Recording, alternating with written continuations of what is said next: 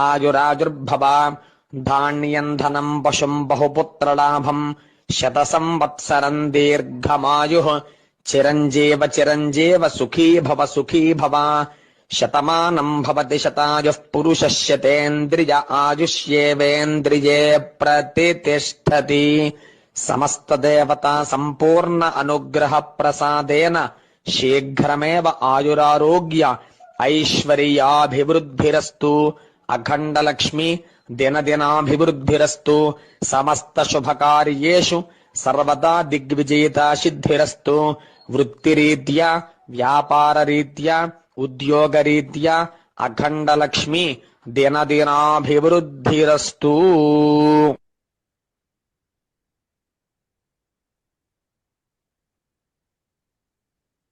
ఇది యానివర్సరీ అండి. ఇప్పుడు birthday wishes చెప్దాము.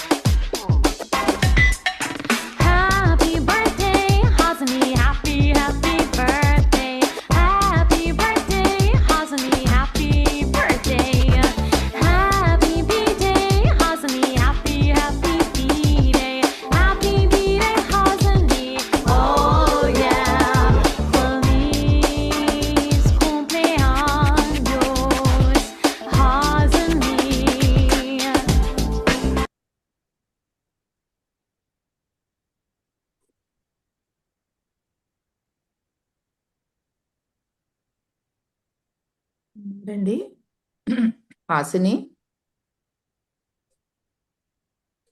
Hasini video on చేసుకో. వచ్చింది. వచ్చిందమ్మా. యానివర్సరీ వాళ్ళ పేరేంటి? లక్ష్మి అండి.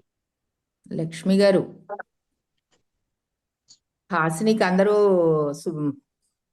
విషెస్ చెప్తాను. పుట్టినరోజు శుభాకాంక్షలు హాసిని. థ్యాంక్ యూ అండి. అందరూ విషెస్ చెప్పండి. పుట్టినరోజు శుభాకాంక్షలు హాసిని. మా చెల్లి హాసిని పుట్టినరోజు శుభాకాంక్షలు నాన్న. మీరు చాలా ఉన్నత స్థితి నుంచి వెళ్ళాలి. గురువు పరంపర మీకు ఆశీర్వాదం. శుభాకాంక్షలు హాసిని. థ్యాంక్ యూ అండి. హ్యాపీ బర్త్డే అమ్మా. థ్యాంక్ యూ అండి. హ్యాపీ బర్త్డే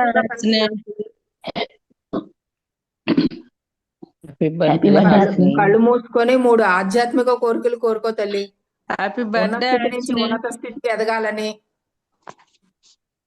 బాగా రోజు ధ్యానం చెయ్యాలని, ధ్యానం అందరికీ తెలియచెప్పాలని, ఇటువంటివి ఏమన్నా ఒక 3 కోరికలు కోరుకో. సరే అండి.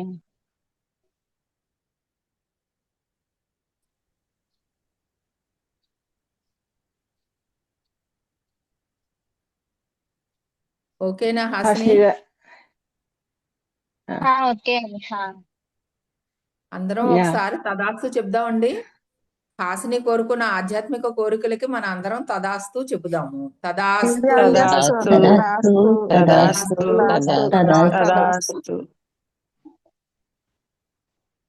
అమ్మా యామిని గారు, మేడం యానివర్సరీ వారు పిలువమ్మా. రమా లక్ష్మి గారు.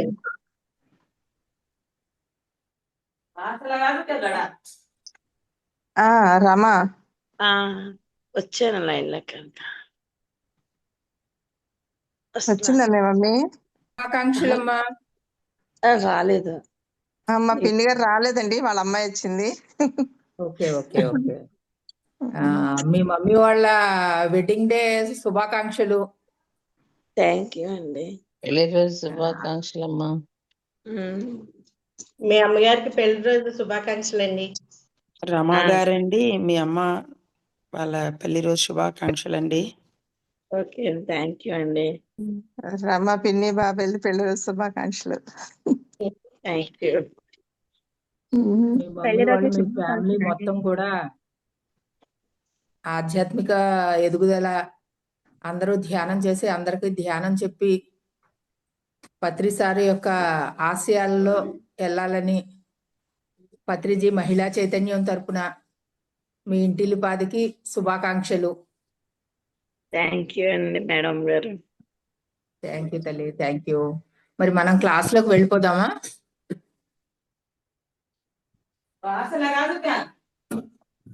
సార్ మేడం సరే, స్టార్ట్ హోస్ట్ చేయండి. ఇవ్వండి జ్యోతి ఒకసారి. గారు చెప్పండి, ఇవ్వండి. మన దానిలో ఎలా విషెస్ అది చెప్తామని ఒకసారి అది కూడా చెప్తూ ఉండండి మధ్య నుంచి.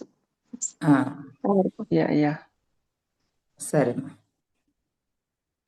సార్, మీకు హోస్ట్ ఇస్తున్నాను. Okay madam. ఆల్రెడీ రికార్డ్ పెట్టాను నేను, ఆన్లోనే ఉంది. ఓకే ఓకే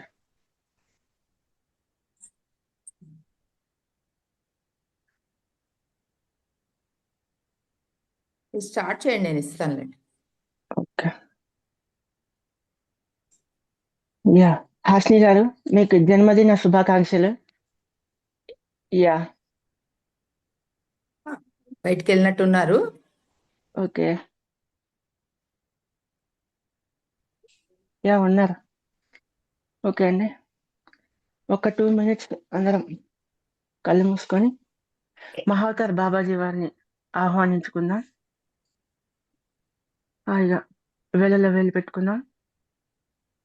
కాళ్ళు రెండు క్రాక్ చేసుకుందాం. కళ్ళు రెండు మూసుకుందాం. సహజంగా జరుగుతున్న శ్వాసను గమనిస్తూ ఉందాం. శ్రీ మహావతార్ బాబాజీ వారికి హృదయపూర్వకమైన నమస్కారములు.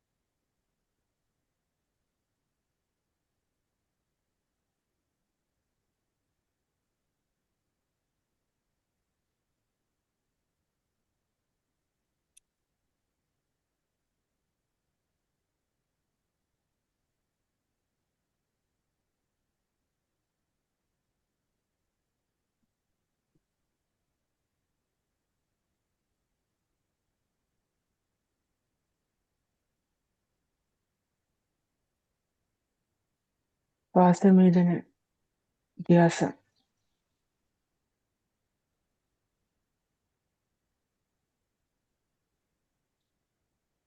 చివరి 1 నిమిషము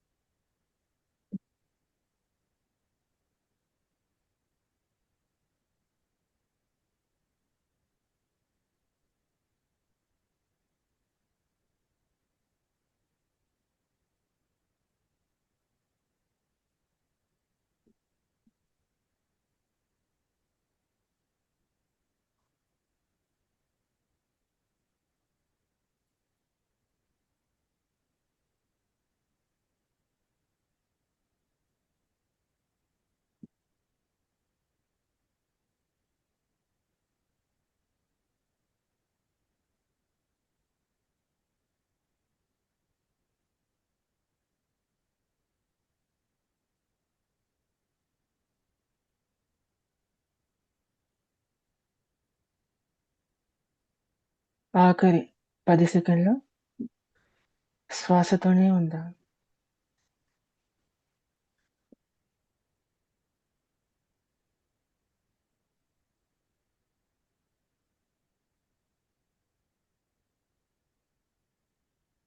నిదానంగా మీ యొక్క 2 అరచేతులను 2 కళ్ళ మీద పెట్టుకోండి. 5 సెకండ్స్. 5, 4, 3, 2, 1, 0. నిదానంగా మీ యొక్క 2 అరచేతులను 2 కళ్ళ నుంచి తీస్తూ 2 అరచేతులను మాత్రమే చూడండి. యాహ్! Okay masters. మనకి పంచభూతాలు లేదండి. ఎలా మార్చాలి? పంచభూతాలు ఉన్నాయి.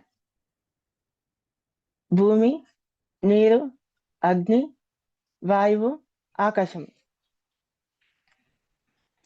ఈ పంచభూతాలు కూడా మనకి కింద 5 చక్రాలు మెయిన్‌గా ఉంటాయి.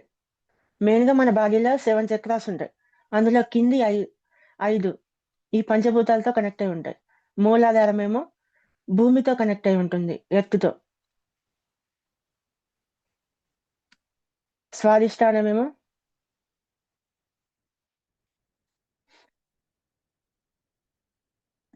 నీ నీళ్ళతో కనెక్ట్ అయి ఉంటుంది. మణిపూరక చక్రము అగ్నితో కనెక్ట్ అయి ఉంటుంది. అనాహత చక్రము వాయువుతో కనెక్ట్ అయి ఉంటుంది. విశుద్ధి చక్రము ఆకాశంతో కనెక్ట్ అయి ఉంటుంది. ఆకాశ తత్వంతో ఉంటుంది. ఈ 5 ఎలిమెంట్స్ ఉన్నాయిగా పంచభూతాలకి, ఒక్కొక్క భూమిని యాక్టివేట్ చేయడానికి ఒక మంత్రం ఉంటుంది. భూమాతతో కనెక్ట్ అవ్వడానికి.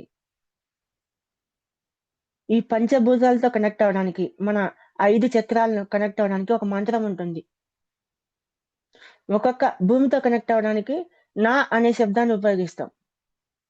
నీటితో కనెక్ట్ అవ్వడానికి, స్వాదిష్టానం వచ్చేసి నీటితో కనెక్ట్ అవ్వడానికి మా అనే శబ్దాన్ని ఉపయోగిస్తాం. మా. మణిపూర చక్రం అగ్నితో కనెక్ట్ అవ్వడానికి షి అనే అక్షరాన్ని ఉపయోగిస్తాం. అనాహత చక్రం వాయువుతో కనెక్ట్ అవ్వడానికి వా అనే శబ్దాన్ని ఉపయోగిస్తాం. విశుద్ధి చక్రం ఆకాశంతో కనెక్ట్ అవ్వడానికి యా అనే శబ్దాన్ని ఉపయోగిస్తాం. ఇవన్నీ లైన్ గా పలికితే నమ శివాయ అని వస్తుంది. మళ్ళీ ఆజ్ఞా చక్రం యొక్క మంత్రం సౌండ్ వచ్చేసి ఓం. నమ శివాయ ఓం. దీని నుంచే ఓం నమ శివాయ అనే మంత్రం అనేది రావడం జరిగింది.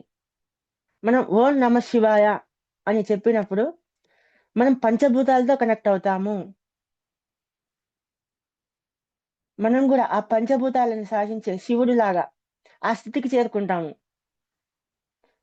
అందుకనే నమ శివాయ ఓం, ఓం నమ శివాయ అని అంటూ ఉండడం జరిగేది. మన సినిమాలలో సీరియళ్ళలో చూస్తూ ఉంటాం. శివుడి దగ్గరికి వెళ్ళినప్పుడు శివభక్తులు అందరూ ఓం నమ శివాయ అంటూ ఉంటారు. అలా పలికినప్పుడు ఏమవుతుంది అంటే మన చక్రాసు ఇవైతే ఉన్నాయో పంచభూతాలతో కనెక్ట్ అవుతాయి. అవన్నీ కూడా సక్రియం అవుతాయి, యాక్టివేట్ అవుతాయి. పంచభూతాలను కంట్రోల్ చేసే శక్తి వస్తుంది వాటిని రెగ్యులర్ గా జపించడం ద్వారా. అందుకని శివభక్తులు ఎక్కువగా ఓం నమ శివాయ అనే మంత్రాన్ని ఉపయోగిస్తూ ఉంటారు. మనకి స్టార్టింగ్ మూలాధార చక్రము. ఈ మూలాధార చక్రం అనేది అన్నిటికీ మెయిన్ గా అన్నిటికీ మూలం ఇదే. అన్ని చక్రాసు సక్రియంగా యాక్టివేట్ అవ్వాలంటే, కుండలిని శక్తి జాగృతం అవ్వాలి అంటే ఈ మూలాధార చక్రంలోనే ఆ శక్తి అంతా కూడా చుట్టుకొని ఉంటుంది. కుండలిని శక్తి మొత్తం కూడా ఆ చైతన్య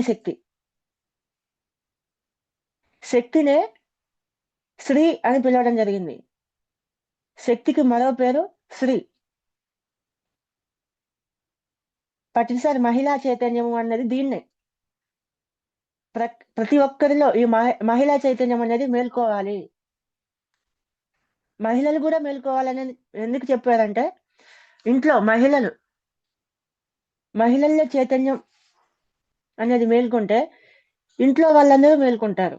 ఎందుకంటే వాళ్ళలో చైతన్యం మేల్కొన్నప్పుడు వాళ్ళు వండే ఆహారంలో చైతన్య శక్తి అనేది ఉంటుంది. ఎనర్జీ అనేది ఉంటుంది.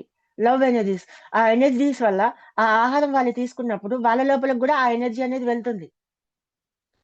ఆటోమేటిక్‌గా చిన్న చిన్నంగా వాళ్ళల్లో కూడా చైతన్యం మేల్కొంటుంది.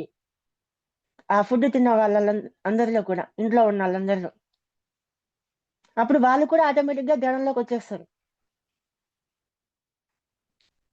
అందుకే 10 సార్లు మెయిన్‌గా మహిళా చైతన్యము, మహిళా ధ్యాన మహాచక్రము స్టార్ట్ చేయడం జరిగింది. ఈ మహిళా చైతన్యం ప్రతి ఒక్కరిలో ఉంటుంది. మన లోపల దాగి ఉన్న కుండలిని శక్తిని, చైతన్య శక్తినే మహిళా చైతన్యం అంటాము.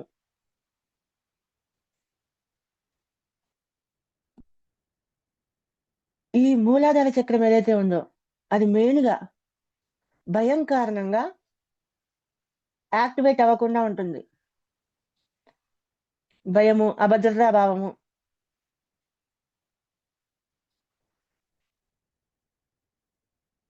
ఈ మూలాధార చక్రంలో ఎక్కువగా ఈ భూమాతతో కనెక్ట్ అయి ఉంటుంది. అంటే ఎక్కువగా మెయిన్‌గా ఈ ఫిజికల్ వాటికి లొంగిపోతూ ఉంటుంది. భౌతికంగా ఉన్న వాటికి. దానివల్ల ధనం వైపు పరుగులు తీస్తా ఉంటది. మనసు ఎప్పుడూ కూడా. భౌతిక సుఖాల వెంబడి పరిగెడుతూ ఉంటుంది మనసు.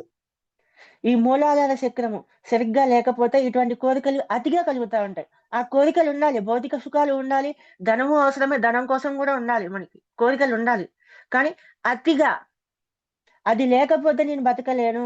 రాత్రి పగలు అదే ఆలోచనతో ఉండటము. అది అతి. ఈ అతి అయిన కోరికలు మూలాధార చక్రంలో ఎనర్జీ అనేది ఇన్‌బాలెన్స్‌గా ఉన్నప్పుడు ఇటువంటి అతి అయిన కోరికలు కలుగుతా ఉంటాయి. మెయిన్‌గా భయం కారణంగా ఈ మూలాధార చక్రము యాక్టివేట్ అవ్వకుండా ఉంటుంది. అది ఆర్థిక భయం గావచ్చు, చీకటంటే భయముండొచ్చు, లేతే పాములంటే, కుక్కలంటే భయముండొచ్చు, కొత్త వ్యక్తులతో మాట్లాడాలంటే భయముండొచ్చు, ఎవరితో మాట్లాడాలన్నా, బయటికి ఎక్కడికైనా ఒంటరిగా వెళ్ళాలన్నా, ఒక షాప్ దగ్గరికెళ్ళి షాపింగ్ జేయాలన్నా, ఏదైనా చిన్న వస్తువు కొనుక్కోవాలన్నా భయముండొచ్చు. స్టేజ్ ఫియర్ ఉండొచ్చు. ఏదైనా ఉండొచ్చు. అన్ని రకాల భయాలుంటాయి. ఒక్క రకమనే కాదు. మళ్ళీ అభద్రతా భావం. చిన్నతనంలో మనకి తగిలిన గాయాలు కావచ్చు, బాధలు కావచ్చు. చిన్నతనంలో మానసికంగా ఎన్నో గాయాలు తగులుతూ ఉంటాయి. అది తల్లిదండ్రుల వల్ల కావచ్చు, బయట సమాజం వల్ల కావచ్చు, స్కూల్లో కావచ్చు, బయట వ్యక్తులు మనల్ని గాయపరిచి ఉండొచ్చు. ఆ చిన్నతనంలో గాయాలనేవి చాలా బలంగా తగిలి ఉంటాయి. వాటిని మర్చిపోక, ఆ టైంలో మనకి గాయాలు తగిలినప్పుడు, ఆ టైంలో మనం బాధపడినప్పుడు, మనకి మనల్ని కాపాడడానికి మనకు తోడుగా మన పక్కన ఎవరు లేనప్పుడు, మనకి అభద్రతా భావం కలుగుతుంది. నేను సెక్యూర్‌గా లేను. నాకు ధైర్యంగా నాకు తోడుగా ఎవరు లేరు అనే భయమనేది చిన్నతనంలోనే ఆ భావం అనేది ఏర్పడుతుంది. అవి చిన్నతనంలో ఏర్పడి అలా పెరుగుతున్న కొద్దీ కూడా అది అలాగే బ్లాకేజ్‌గా ఉంటుంది. అది పెరిగినంక కూడా మన వ్యక్తిత్వం మీద ఎంతో ప్రభావం చూపిస్తుంది.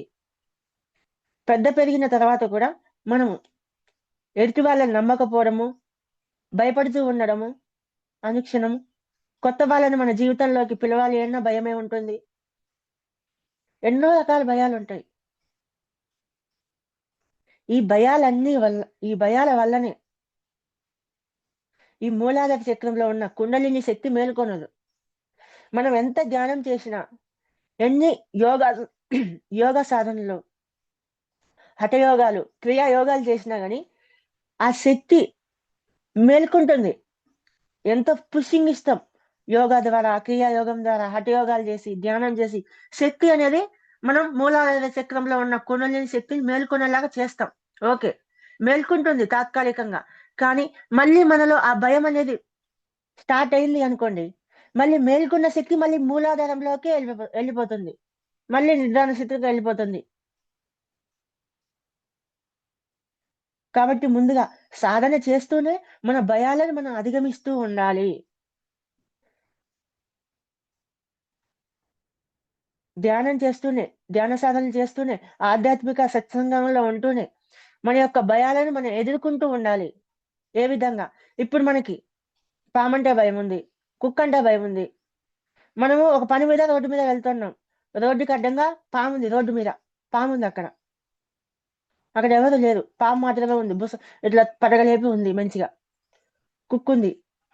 చూసి మనం భయపడతాం. భయపడి మళ్ళీ వెనక్కి తిరిగి ఇంటికి వెళ్ళిపోతాం. చేయాల్సిన పని చేయలేం. ఒకరోజు అలా జరుగుతుంది. రెండో రోజు కూడా అలాగే ఉంటుంది. మళ్ళీ వెనక్కి పరిగెడతాం ఇంటికి, పాముంది అని. ఎన్ని రోజులు అలా భయపడుతూ ఇంటికే వచ్చేస్తాం. మన పని మనం చేయకుండా ఉంటామా?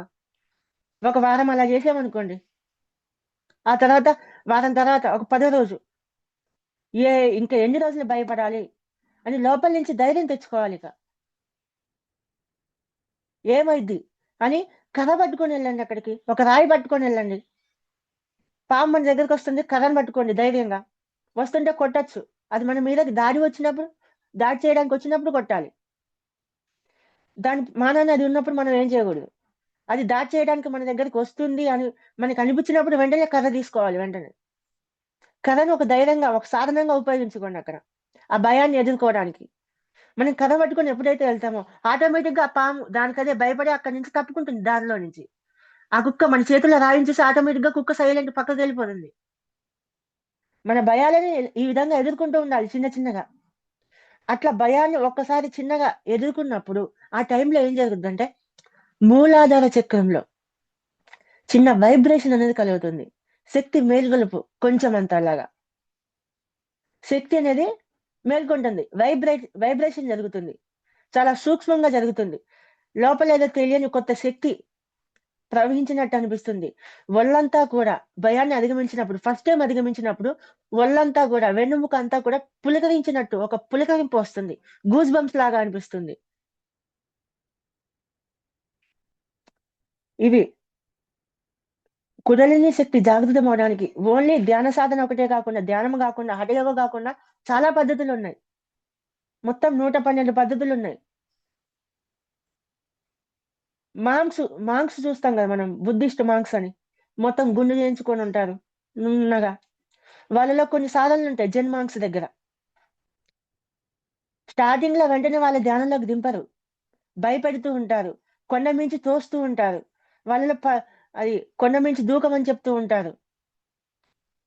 ఏదైతే భయం ఉంటుందో స్టార్టింగ్ లో వాళ్ళని లోపలికి చేర్చుకునే ముందు, గురువు శిష్యుడిగా అనుమతించే ముందు భయాన్ని అధిగమించేలాగా చేస్తారు. ఫస్ట్ వెళ్ళి కొండ మించి దూకు, నీకు నా మీద నమ్మకం ఉంటే నేను శిష్యుడిగా స్వీకరించాలంటే కొండ మించి దూకమని చెప్తాడు. వాళ్ళని చూడగానే వాళ్ళకి అర్థమైంది గురువుకి వీళ్ళలో ఏముంది, మూలాధార చక్రం యాక్టివేట్ అయి ఉందా లేదా అని. కత్తితో పొడవడానికి వస్తూ ఉంటారు, వేరే వాళ్ళతో పొడిద్దామని చూపిస్తా ఉంటారు, భయపెడుతూ ఉంటారు. అవి సాధనలో భాగంగా అలా చేపిస్తా ఉంటారు. వాళ్ళు ఆ భయాలని అధిగమించి కొండ మించి దూకడము, వాళ్ళు కింద దూకినప్పుడు కింద వాళ్ళ ఏర్పాట్లు వాళ్ళకు ఉంటాయి. వాళ్ళకి ఏ గాయాలు తగలకుండా వాళ్ళని సురక్షితంగా కాపాడడానికి వాళ్ళ ప్రయత్నాలు వాళ్ళకు ఉంటాయి. అవన్నీ చేసే దూకమని చెప్తారు. కానీ దూకే వ్యక్తికి అవన్నీ చెప్పరు, దూకమని చెప్పేస్తారు. ఏం కాదు అనుకో, నువ్వు దూకితే నీకేం కాదు, నీ భయాన్ని నువ్వు అధిగమించు అని చెప్తే భయాన్ని అధిగమించిన వాడు దూకుతాడు. అక్కడ గురువు కింద శిష్యుడిగా చేరిపోవడం జరుగుతుంది. భయాన్ని అధిగమించలేక పారిపోయిన వాడు వెళ్ళిపోతాడు. ఇంకా ఆ వ్యక్తి ఎప్పుడైతే దూకుతాడో అతనిలో శక్తి అనేది మేల్కొంటుంది. ఈ విధమైన పద్ధతుల ద్వారా, కఠినమైన పద్ధతుల ద్వారా వాళ్ళ శక్తి మేల్కొల్పిని జరుపుతూ ఉంటారు. ఇవి కూడా ఒక రకమైన పద్ధతులే. అలాగని కొండ మించి దూకమని చెప్పడం లేదు మిమ్మల్ని. జస్ట్ చిన్న చిన్న భయాలను, మనలో ఉన్న భయాలను అధిగమిస్తూ ఉండండి. డైలీ లైఫ్ లో ఎన్నో భయాలు ఉంటాయి మనకి. కొత్త వాళ్ళతో మాట్లాడాలన్నా భయమే ఉంటుంది. వెళ్ళి మాట్లాడండి, హాయ్ చెప్పండి, మీ పేరేంటని అడగండి, అంతే. ఎక్కువ మాట్లాడద్దు, ఒక్క మాట 2 మాటలు మాట్లాడినప్పుడు ఏమవుతుందంటే, ఇంతవరకు చిన్నప్పటి నుంచి ఇప్పటి వరకు మాట్లాడలేదు కాబట్టి కొత్త వాళ్ళతో ఫస్ట్ టైం మనం మాట్లాడినప్పుడు మన లోపల ఒక వైబ్రేషన్ వస్తుంది, శక్తి మేల్కొలుపు అనేది జరుగుతుంది. మూలాధార చక్రంలో ఉన్న శక్తి అనేది మేల్కొంటుంది, యాక్టివేషన్ జరుగుతూ ఉంటది. స్టేజ్ పై ఉంది, స్టేజ్ ఎక్కి మాట్లాడండి అందరి ముందు, మెడిటేషన్ ప్రోగ్రామ్స్ లో ధ్యానం చేపించండి అందరినీ. ఏం మాట్లాడక్కర్లే. హ్యాపీగా అందరికి నమస్కారం చెప్పి, గురువులందరికి ఆహ్వానం చెప్పి ధ్యానంలో కూర్చోబెట్టండి చాలు. ఎక్కువ మాట్లాడవసరం లేదు. ఫస్ట్ చిన్న చిన్నగా స్టార్ట్ చేస్తే ఆ భయం పోయి ఆటోమేటిక్‌గా మనం ఎక్కువగా మాట్లాడగలుగుతాము. ఇంకా అనర్గళంగా మాట్లాడగలుగుతాము. ఆ భయం అనేది మన లోపల నుంచి వెళ్ళిపోతుంది. రిలీజ్ అయిపోతుంది. ఆర్థిక భయాలుంటాయి మళ్ళీ. డబ్బు అంటే భయము. డబ్బు ఉంటుందో ఉండదో. రేపటి కోసం సంపాదించాలి. రేపు ఎట్లా గడవాలి? ఇవన్నీ భయాలుంటాయి. ఈ మూలాధార చక్రం వల్లనే. సరిగ్గా యాక్టివేషన్ లేకపోతే ఈ భయాలన్నీ ఉంటాయి.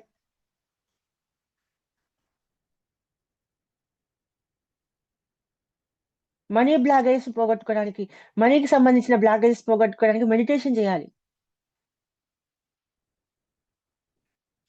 మనీ బ్లాగేజ్ మనలో ఎందుకుంటాయి?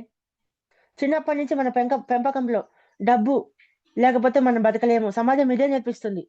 డబ్బే అన్నిటికీ మూలము. డబ్బు లేకపోతే గౌరవం ఉండదు. సంపాదించకపోతే ఇంట్లో పిల్లలు కూడా గౌరవించారు మనల్ని. ఎన్నో రకమైన ప్రోగ్రామింగ్ చేయడం జరిగింది చిన్నతనం నుంచే మనల్ని. మనం చూస్తూ వచ్చాం. దానివల్ల భయం కలుగుతా ఉంటది. డబ్బు సంపాదించిన ఇది సరిపోతుందో లేదో, ఈ సరిపోయేంత డబ్బు సంపాదించానా లేదా, ఖర్చు పెట్టాలంటే భయం వేస్తా ఉంటది. ఖర్చు పెడితే అయిపోతుంది డబ్బు. చిన్నప్పటి నుంచి ఇదే నేర్పిస్తా ఉంటారు. డబ్బు వృధాగా ఖర్చు పెట్టద్దు. ఖర్చు పెడితే డబ్బు అయిపోతుంది. డబ్బుని దాచుకోవాలి అని నేర్పిస్తా ఉంటారు. డబ్బుని దాచుకోవడం కాదు, సర్క్యులేషన్ చేస్తా ఉండాలి. బీరువాలో పెట్టి ఎప్పుడు దాచుకొని ఉంటే బ్లాకేజెస్ ఏర్పడుతూ ఉంటాయి. ఇప్పుడు మనము ఒక వాటర్ బాటిల్ తీసుకోండి. ఎందులోనైనా నీళ్ళని అందులో పోయండి. పోసినాక ఒక వారం తర్వాత ఓపెన్ చేసి చూడండి, పాకురు పట్టేస్తుంది. మొత్తం కూడా పచ్చగా పాకురు వచ్చేస్తుంది గ్రీన్ కలర్ లో. అంతా కూడా అది తాగడానికి యోగ్యంగా ఉండవు, బ్యాక్టీరియా ఫామ్ అవుతుంది. ఇప్పుడు ఒక కొలంలో చెరువు నీళ్లు కూడా ఫ్లోటింగ్ అవ్వవు.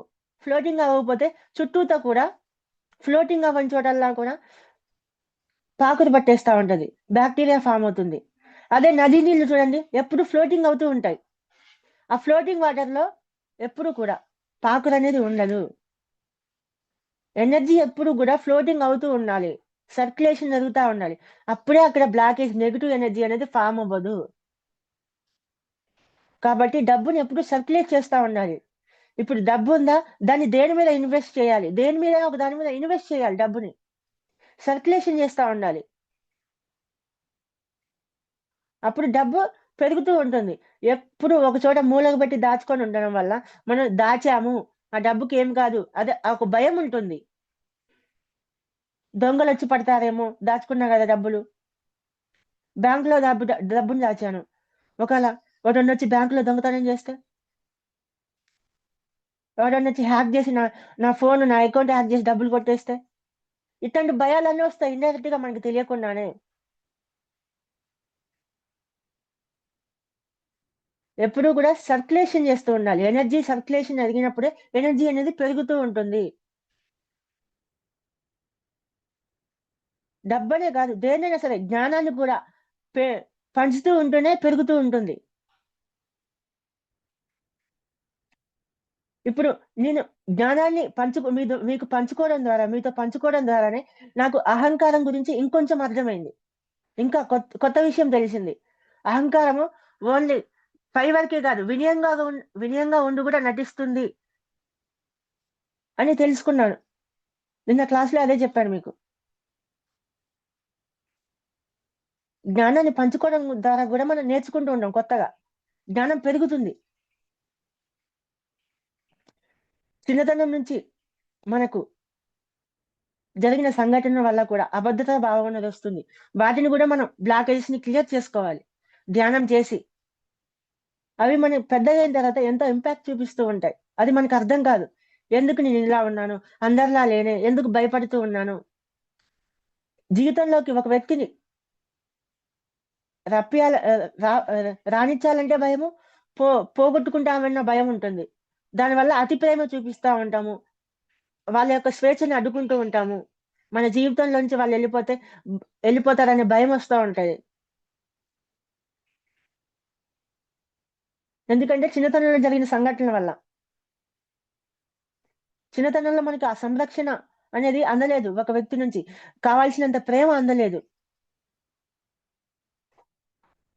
వాటిని మనం ధ్యానం చేసి ఏం జరిగిందో తెలుసుకోవాలి.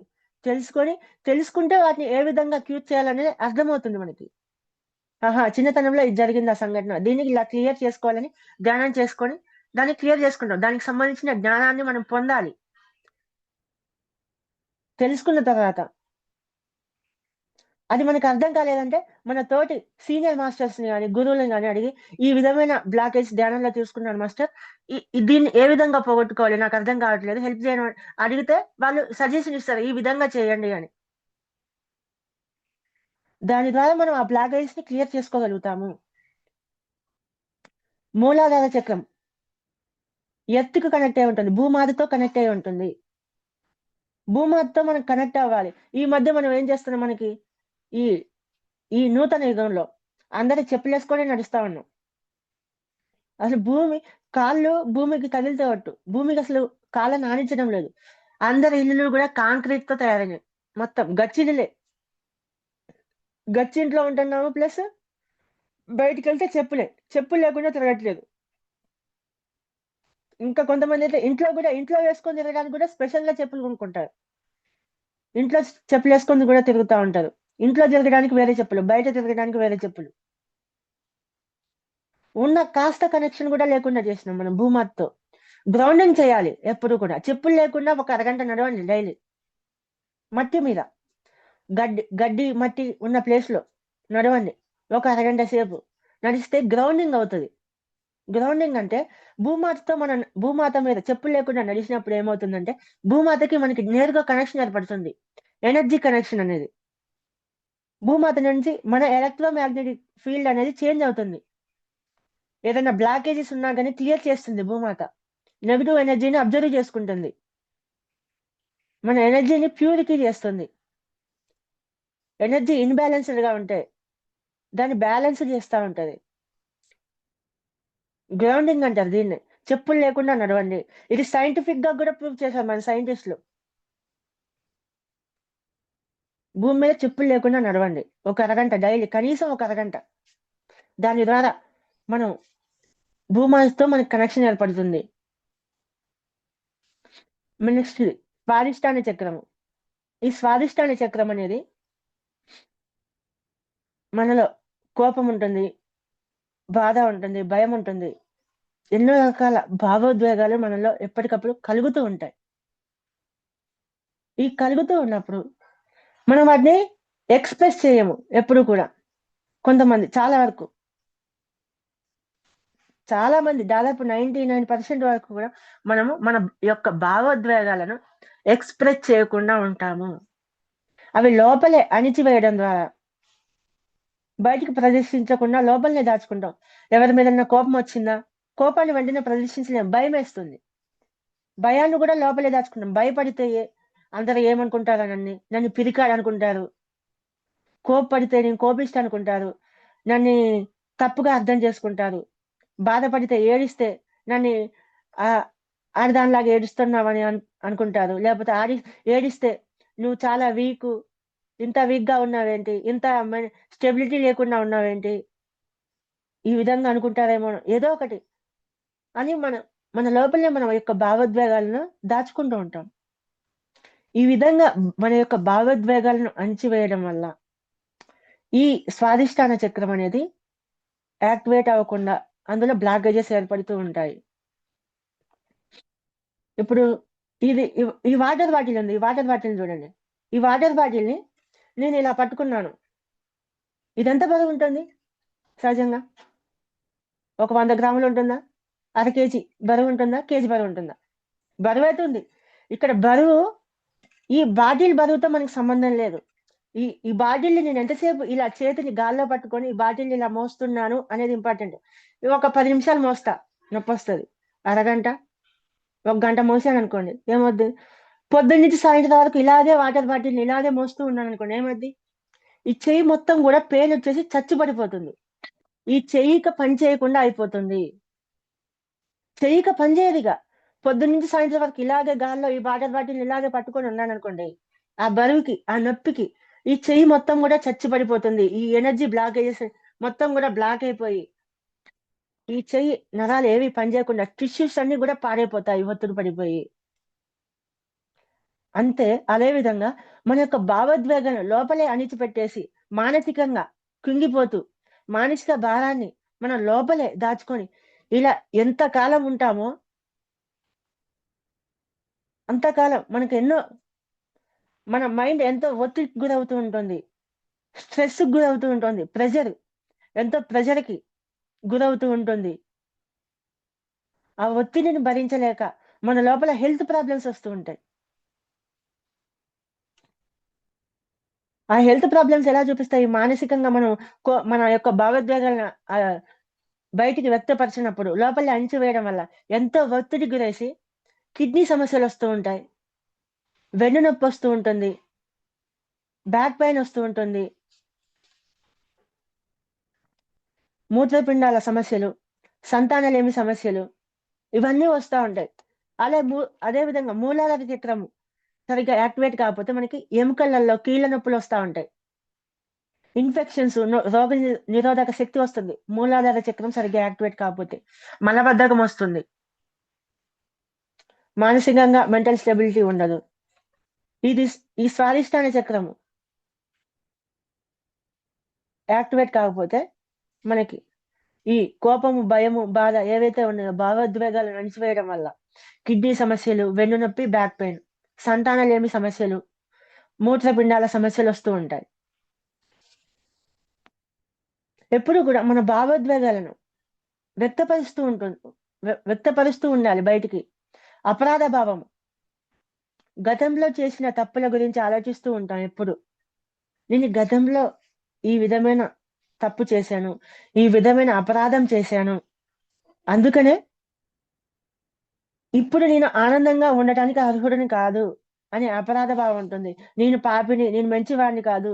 ఎప్పుడు గతంలో చేసిన తప్పు గురించి ఆలోచిస్తూ పశ్చాత్తాపడుతూ ఉంటాం, అపరాధ భావంతో ఉంటాము. ఈ అపరాధ భావం వల్ల కూడా ఈ స్వాదిష్టాన చక్రం మీద ఎఫెక్ట్ పడుతుంది. ఏదో తెలిసి తెలియక తప్పు చేశాము ఆ టైంలో, ఓకే, దాన్ని యాక్సెప్ట్ చేయండి, క్షమించండి.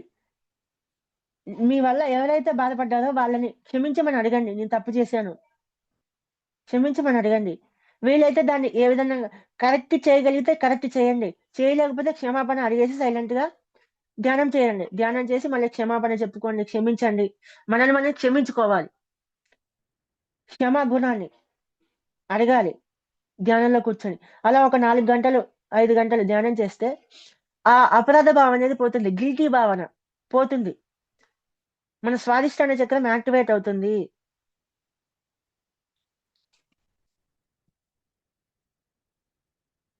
ఇంకా నెక్స్ట్ మణిపూరక చక్రము.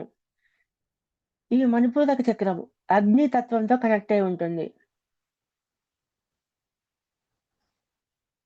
అగ్ని ఈ చక్రము యాక్టివేట్ కాకపోకుండా ఇన్బ్యాలెన్స్ అవ్వడానికి కారణం ఏంటంటే ఆత్మాన్యూనత భావము, లో సెల్ఫ్, అవమానము. ఎట్లా అంటే ఇతరులతో మనం పోల్చుకుంటాం, నేను దేనికి పనికిరాను అని భయపడి బతుకుతూ ఉంటాం అనమాట. మన జీవితం మీద మనకే కంట్రోల్ లేకుండా ఉంటుంది, కంట్రోల్ లేకుండా ఉన్నట్టుగా భావిస్తూ ఉంటాము. ఎప్పుడు ఇతరులతో పోల్చుకోవడమే, వాళ్ళతో పోల్చుకొని మనల్ని మనం తక్కువ చేసుకుంటూ ఉంటాం, లేకపోతే ఎక్కువగా ఫీల్ అవుతూ ఉంటాం. ఇప్పుడు ఒకరు మనల్ని అవమానించాలి అనుకోండి, ఫర్ ఎగ్జాంపుల్ ఈ చూడండి, ఇది ఎంత, ఈ నోటు యొక్క వాల్యూ ఎంత, 500 రూపాయలు ఈ నోటు యొక్క వాల్యూ, అంతే కదా.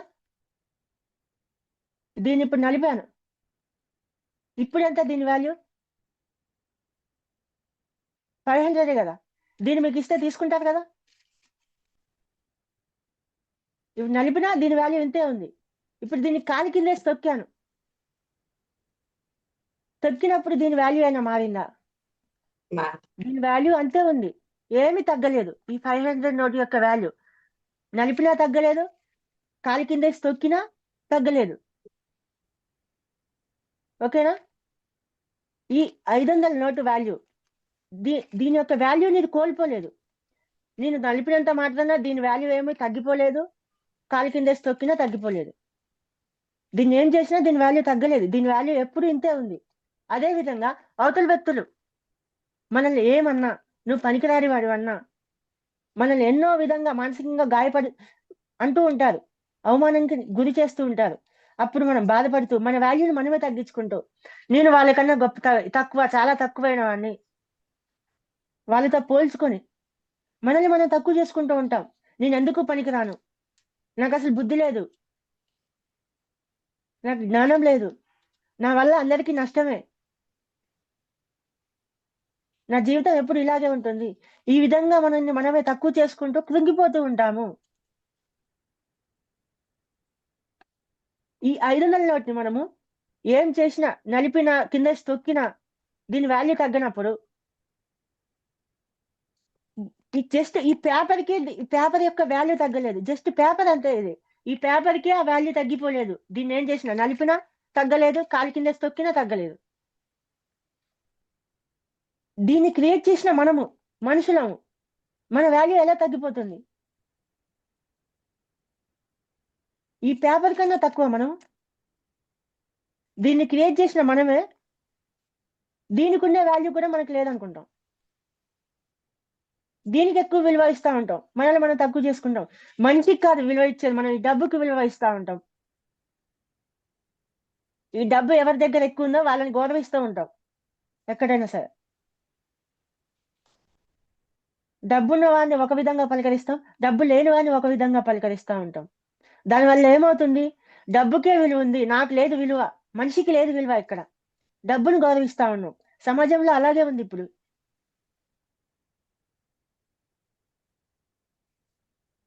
డబ్బు కూడా ఎనర్జీనే, ఓకే, గౌరవించాలి, శక్తిని గౌరవించాలి, ఓకే.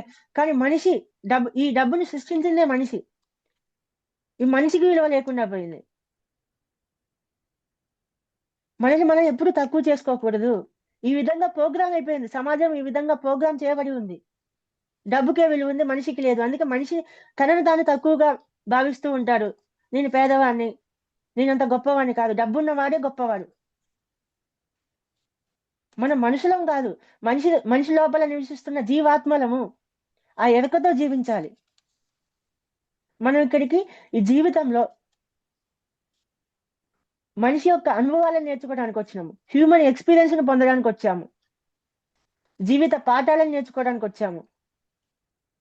దానిలో భాగంగానే ఎన్నో కష్టాలు ఎదురవుతూ ఉంటాయి మన జీవితంలో, ఎన్నో బాధలకు గురవుతూ ఉంటాము. వాటిని ఎరుకతో ఉండి గమనిస్తూ వెళ్ళాలి. నేను ఈ శరీరాన్ని అని అనుకున్నంతసేపే మనల్ని మనం తక్కువ చేసుకుంటూ ఉంటాం. మనం ఈ పంచభూతాలతో ఏర్పడిన ఈ భౌతిక శరీరం కాదు, వీటికి అతీతమైన ఈ పంచభూతాలను నడిపించే దాని వెనుక ఉన్న శక్తి మనము, ఆ చైతన్య శక్తి మనము, ఆ జీవాత్మము, ఆ పరమాత్మ స్వరూపం మనము. ఎప్పుడూ కూడా ఇతరులతో మనం పోల్చుకోకూడదు.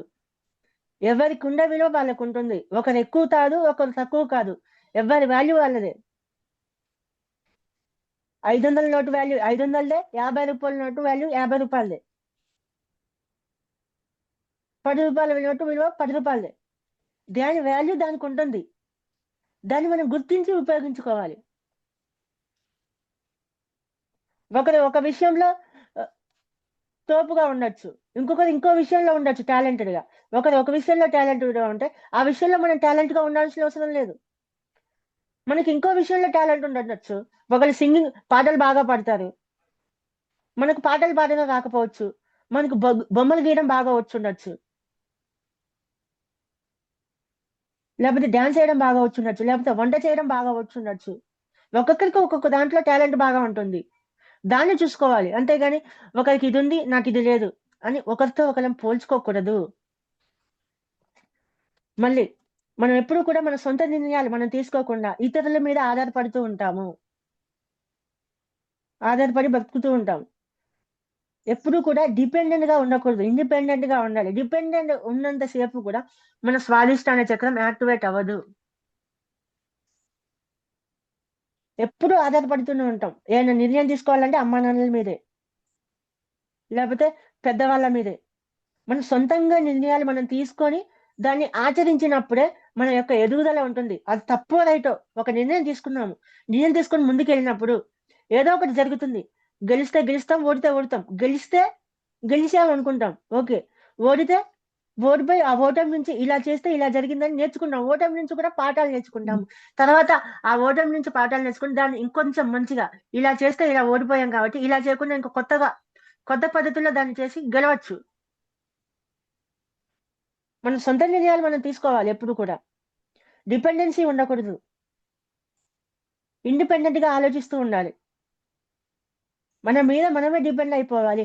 మన ఇన్నర్ తో కనెక్ట్ అయ్యి నిర్ణయాలు తీసుకోవాలి. మన అంతర్వాణిని మనం వినాలి. అప్పుడు మన యొక్క కనెక్షన్, మన హయ్యర్ సెల్ఫ్ తో కనెక్షన్ అనేది ఎక్కువగా ఉంటుంది. మన ఎదుగుదల అనేది పెరుగుతూ ఉంటుంది. డిపెండెంట్ గా ఉన్నంత సేపు కూడా మనం ఎదగము. ఎక్కడ తీసిన గొంగలి అక్కడే ఉంటుంది, ఎక్కడ వేసిన గొంగలి. మన జీవితంలో ఎదుగుదల అనేది ఉండదు. ఎప్పుడు కూడా డిపెండెంట్ గా ఉండకూడదు. డిపెండెన్స్ కొంత వయసు వరకే. మనకి అవగాహన ఉండదు కాబట్టి చిన్నతనంలో డిపెండ్ అవుతాం. ఎప్పుడు పాలు తాగే వయసులో, అప్పుడప్పుడే బుడిబుడి అడిగే వయసులో డిపెండ్ అవుతాం పేరెంట్స్ మీద. మనకి ఎప్పుడైతే నడక వచ్చిందో మనమే నడుస్తూ ఉంటాం. ఎత్తుకోమంటామా? లేదు కదా. మనకి తినడం వచ్చింది, అప్పుడు కూడా మనమే తినిపిమని చెప్తామా అమ్మ నాన్నలకి? మన చేత్తో మనమే తింటాం. ఆ విధంగా డిపెండ్ అవ్వకుండా చిన్న చిన్నగా ఎదుగుతూ ఎట్లా ఉన్నాము, జీవితంలో తీసుకునే నిర్ణయాల మీద కూడా చిన్నప్పుడు స్టార్టింగ్ లో మన నిర్ణయాలు తల్లిదండ్రులని యొక్క సలహాని అడిగి తీసుకుంటాం, ఓకే, పర్లేదు, సలహా తీసుకున్నాం, డిపెండ్ అయినాం, ఓకే. అలా డిపెండ్ అవుతాం. స్టార్టింగ్ లో డిపెండ్ అవుతూ నేర్చుకుంటూ వచ్చాం. ఇంకా పెద్ద వయసు వచ్చిన తర్వాత కూడా 25 సంవత్సరాలు 30 సంవత్సరాలు వచ్చినాక కూడా అమ్మా ఇప్పుడు ఏం చేయాలి, నాన్న ఈ సమస్య వచ్చింది, ఇది ఎలా పరిష్కరించాలి అని అడగకూడదు. మన మన తెలివికి, మన బుద్ధికి మనం పదును పెట్టాలి. అప్పుడే మన యొక్క బుద్ధి పెరుగుతూ ఉంటుంది, తెలివితేటలు పెరుగుతూ ఉంటాయి, మన ఆలోచించే శక్తి పెరుగుతూ ఉంటుంది, మన మెదడు అనేది విచ్చుకుంటుంది. మన బుద్ధిని ప్రయోగించినప్పుడే మనకు తెలివితేటలు అనేది పెరుగుతూ ఉంటాయి, డిపెండెన్సీ లేకుండా. మనం ఎప్పుడు డిపెండెన్సీగా ఉన్నాం అనుకోండి, మన జీవితం మీద మనం కంట్రోల్ని కోల్పోతాము. మన జీవితాన్ని వేరే వాళ్ళు నడిపిస్తూ ఉంటారు మనం ఎప్పుడు డిపెండెంట్ గా ఉంటే. మన జీవితాన్ని వేరే వాళ్ళ మీద వేరే వాళ్ళకి మన కంట్రోల్ ఇచ్చినట్టే అవుతుంది. ఈ మణిపూరక చక్రం అనేది కడుపు దగ్గర ఉండడం వల్ల జీర్ణక్రియ ఏదైతే ఉందో ఉంటుంది కదా, దాని దగ్గరలో ఉంటుంది. మన కడుపుని మన రెండో మొదటో అని పిలుస్తూ ఉంటారు అనమాట సైన్స్ ప్రకారం. ఎందుకు అంటే మన శరీరానికి కావలసిన 90% సెరోటోనిన్ అనే హార్మోన్, ఆనందాన్ని ఇచ్చే హార్మోన్ అనమాట, ఇది తయారవుతుంది. మన యొక్క జీర్ణక్రియ అనేది సరిగ్గా లేకపోతే, అగ్నితత్వము అనేది సరిగ్గా లేకపోతే సోమరితనము వచ్చేస్తుంది, బద్ధకం వచ్చేస్తుంది, శారీరక శ్రమ ఎక్కువగా చేయబుద్ధి కాదు, బద్ధకం, బాగా విపరీతమైన బద్ధకం వస్తుంది. గతంలోని చేదు అనుభవాల వల్ల మానసిక గాయాలు ఏర్పడుతూ ఉంటాయి. దానివల్ల ఈ యొక్క మణిపూరక చక్రం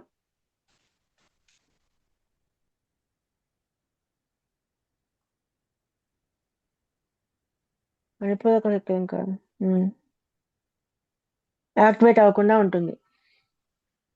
ఈ మణిపూరక చక్రము సరిగ్గా యాక్టివేట్ గా లేనప్పుడు మనలో గ్యాస్ట్రిక్ సమస్యలు వస్తూ ఉంటాయి. డయాబెటిస్, షుగర్ ఏదైతే ఉందో, ఈ షుగర్ అనేది మణిపూరక చక్రం సరిగ్గా పనిచేయకపోతేనే, మన జీర్ణక్రియ అనేది సరిగ్గా లేనప్పుడే, మన జీర్ణ వ్యవస్థలో మణిపూరక చక్రంలో ఎనర్జీ ఇన్బ్యాలెన్స్ వచ్చినప్పుడే ఈ షుగర్ వ్యాధి అనేది వస్తుంది మనకి. కాలేయ సంబంధిత సమస్యలు, అధిక బరువు పెరగడము, ఇవన్నీ జరుగుతూ ఉంటాయి. మీకు డయాబెటిస్ వస్తుందా? డయాబెటిస్ ఉన్న వాళ్ళు ఖచ్చితంగా వాకింగ్ చేయమని మన డాక్టర్లు చెప్తూ ఉంటారు, షుగర్ వ్యాధి వచ్చిన వాళ్ళు. కానీ వాకింగ్ ఎలా చేయాలి అది మాత్రం చెప్పరు. చెప్పులు లేకుండా చేయాలి. షూస్ వేసుకోవద్దు, చెప్పులు వేసుకోవద్దు. గ్రౌండింగ్ చేయండి. 1 గంట సేపు ఎండలో నడవండి. గంట 2 గంటలు ఎండలో నడవాలి. ప్లస్ గ్రౌండింగ్ మట్టి మీద నడవాలి. గడ్డి మట్టి ఉంటది కదా, ఆ ప్లేస్ లోకి వెళ్ళి 1 గంట 2 గంటలు నడవండి. 1 గంట సేపు నడవండి చెప్పులు లేకుండా ఎండలో ఉండి. అప్పుడు ఏమవుతుంది అంటే గ్రౌండింగ్ జరుగుతుంది, ప్లస్ ఎండ నుంచి మనకి ఎనర్జీ వస్తుంది. అప్పుడు ఈ చక్ర సిస్టమ్ అనేది సక్రియం అవుతుంది, బ్యాలెన్స్ అవుతుంది, మన షుగర్ వ్యాధి అనేది పోతుంది. చెప్పులు వేసుకొని నడిస్తే షుగర్ వ్యాధి తగ్గదు. షూస్ వేసుకొని నడిస్తే తగ్గదు. చెప్పులు లేకుండా మట్టి మీద నడవాలి. గడ్డి మట్టి ఉన్న ప్లేస్ లో నడవాలి. గడ్డి మీద మట్టి మీద నడవాలి. అప్పుడు గ్రౌండింగ్ జరుగుతుంది. ప్లస్ ఎండలో నడవాలి. ఆ నడిచినంతసేపు 1 గంట సేపు ఎండలో నడవాలి. అప్పుడు ఆ చక్రం అనేది యాక్టివేట్ అవుతుంది. ఆ సమస్యలు అనేవి పోతాయి మనకి. నెక్స్ట్ ఇది అనాహత చక్రము. ఈ అనాహత చక్రము వాయువుతో కనెక్ట్ అయి ఉంటుంది. గత కాలపు మానసిక గాయాలు, దుఃఖము అంటే లవ్ ఫెయిల్యూర్ ఉంటుంది, హార్ట్ బ్రేకింగ్ ఉంటుంది మనలో, మన జీవితంలో లవ్ ఫెయిల్యూర్, హార్ట్ బ్రేక్డ్ విషయాలు ఎన్నో ఉంటాయి, సంఘటనలు. ఆత్మీయులను కోల్పోవడం జరుగుతూ ఉంటుంది. లేకపోతే ఎవరైనా చేసిన మోసం వల్ల మనకి గాయాలు ఏర్పడుతూ ఉంటాయి. మన హృదయంలో గాయాలు ఏర్పడుతూ ఉంటాయి. మన చుట్టూ అలా గాయాలు ఏర్పడినప్పుడు ఏం చేస్తామంటే మానసిక గాయాలు, లవ్ ఫెయిల్యూర్, హార్ట్ బ్రేకింగ్, లేకపోతే ఎవరినైనా కోల్పోయినప్పుడు, ఆత్మీయులను కోల్పోయినప్పుడు, ఎవరైనా మన జీవితం నుంచి వెళ్ళిపోయినప్పుడు, చనిపోయినప్పుడు, పూర్తిగా దూరమైనప్పుడు, ఎవరైనా మోసం చేసి వెళ్ళినప్పుడు మన చుట్టూ ఒక బౌండరీని గీసుకుంటాం. ఇట్లా గీసుకొని ఎవరిని ఆ బౌండరీ నుంచి లోపలికి రానియకుండా చేసుకుంటాం. అంటే మన జీవితంలోకి ఎవరు ఎంటర్ అవ్వకుండా, కొత్త వ్యక్తులను మనం ఇంకా రానివ్వము మన జీవితం లోపలికి, మన హృదయం లోపలికి వాళ్ళని రానివ్వము. అడ్డుకట్ట వేసేస్తాం. ఎవరితో అంత ప్రేమగా మాట్లాడడం, క్లోజ్ గా ఉండకుండా కొంచెం డిస్టెన్స్ మెయింటైన్ చేస్తాం మన హార్ట్ లోపలికి వాళ్ళని రానివ్వకుండా. ఎందుకంటే మన తగిలిన మానసిక గాయాల వల్ల జీవితంలోకి వస్తే ఎవరైనా సరే మన హృదయాన్ని గాయపరుస్తూ ఉంటారు. ఇక్కడ హృదయం అంటే ఈ ఫిజికల్ గా ఉండే హార్ట్, లబ్డబ్ అని కొట్టుకునే హార్ట్ కాదు. మనకి 2 రకాల హృదయాలు ఉంటాయి. ఫిజికల్ ఒకటి, మానసికంగా ఒకటి ఉంటుంది, మెంటల్ హార్ట్.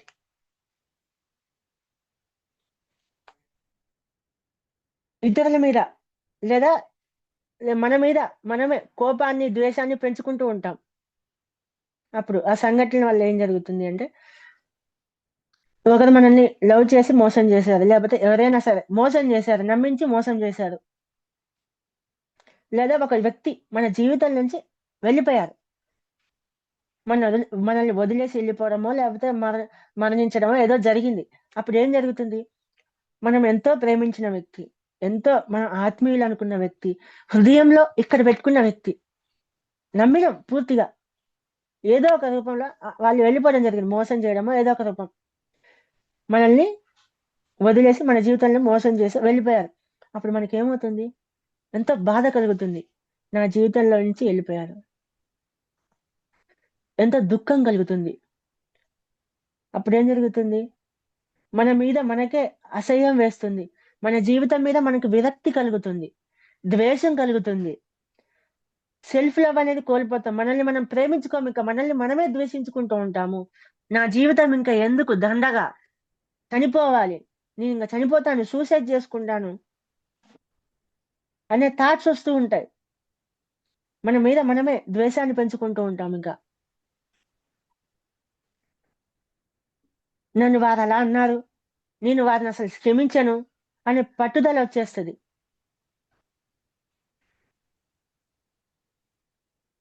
నన్ను వాళ్ళు మోసం చేశారు, నేను వాళ్ళకి క్షమించను, వాళ్ళ క్షమ అనేదే ఉండదు ఇక జీవితంలో. నన్ను అంత మాట అంటాడు వాడిని నేను చంపేస్తాను, కోపం వచ్చేస్తా ఉండదు. వాడు నన్ను అంత మాట అన్నాడు, వాడెంత మనిషి, నన్ను ఇంత మాట అంటాడా, నేనేంటి, నా లెక్కేంటి అనే భావన, కోపం వచ్చేస్తా ఉంటది, ఆ పట్టుదల వచ్చేస్తుంది. క్షమించలేము అవతల వ్యక్తులని, క్షమాగుణం లేకుండా ఉంటుంది. మనల్ని మనమే ప్రేమించుకోలేకపోవడం, సెల్ఫ్ లవ్ అనేది లేకపోవడం వల్ల నిరంతరం మనల్ని మనం విమర్శించుకుంటా ఉంటాం. మనలోని లోపాలనే వెతుక్కుంటూ ఉంటాము.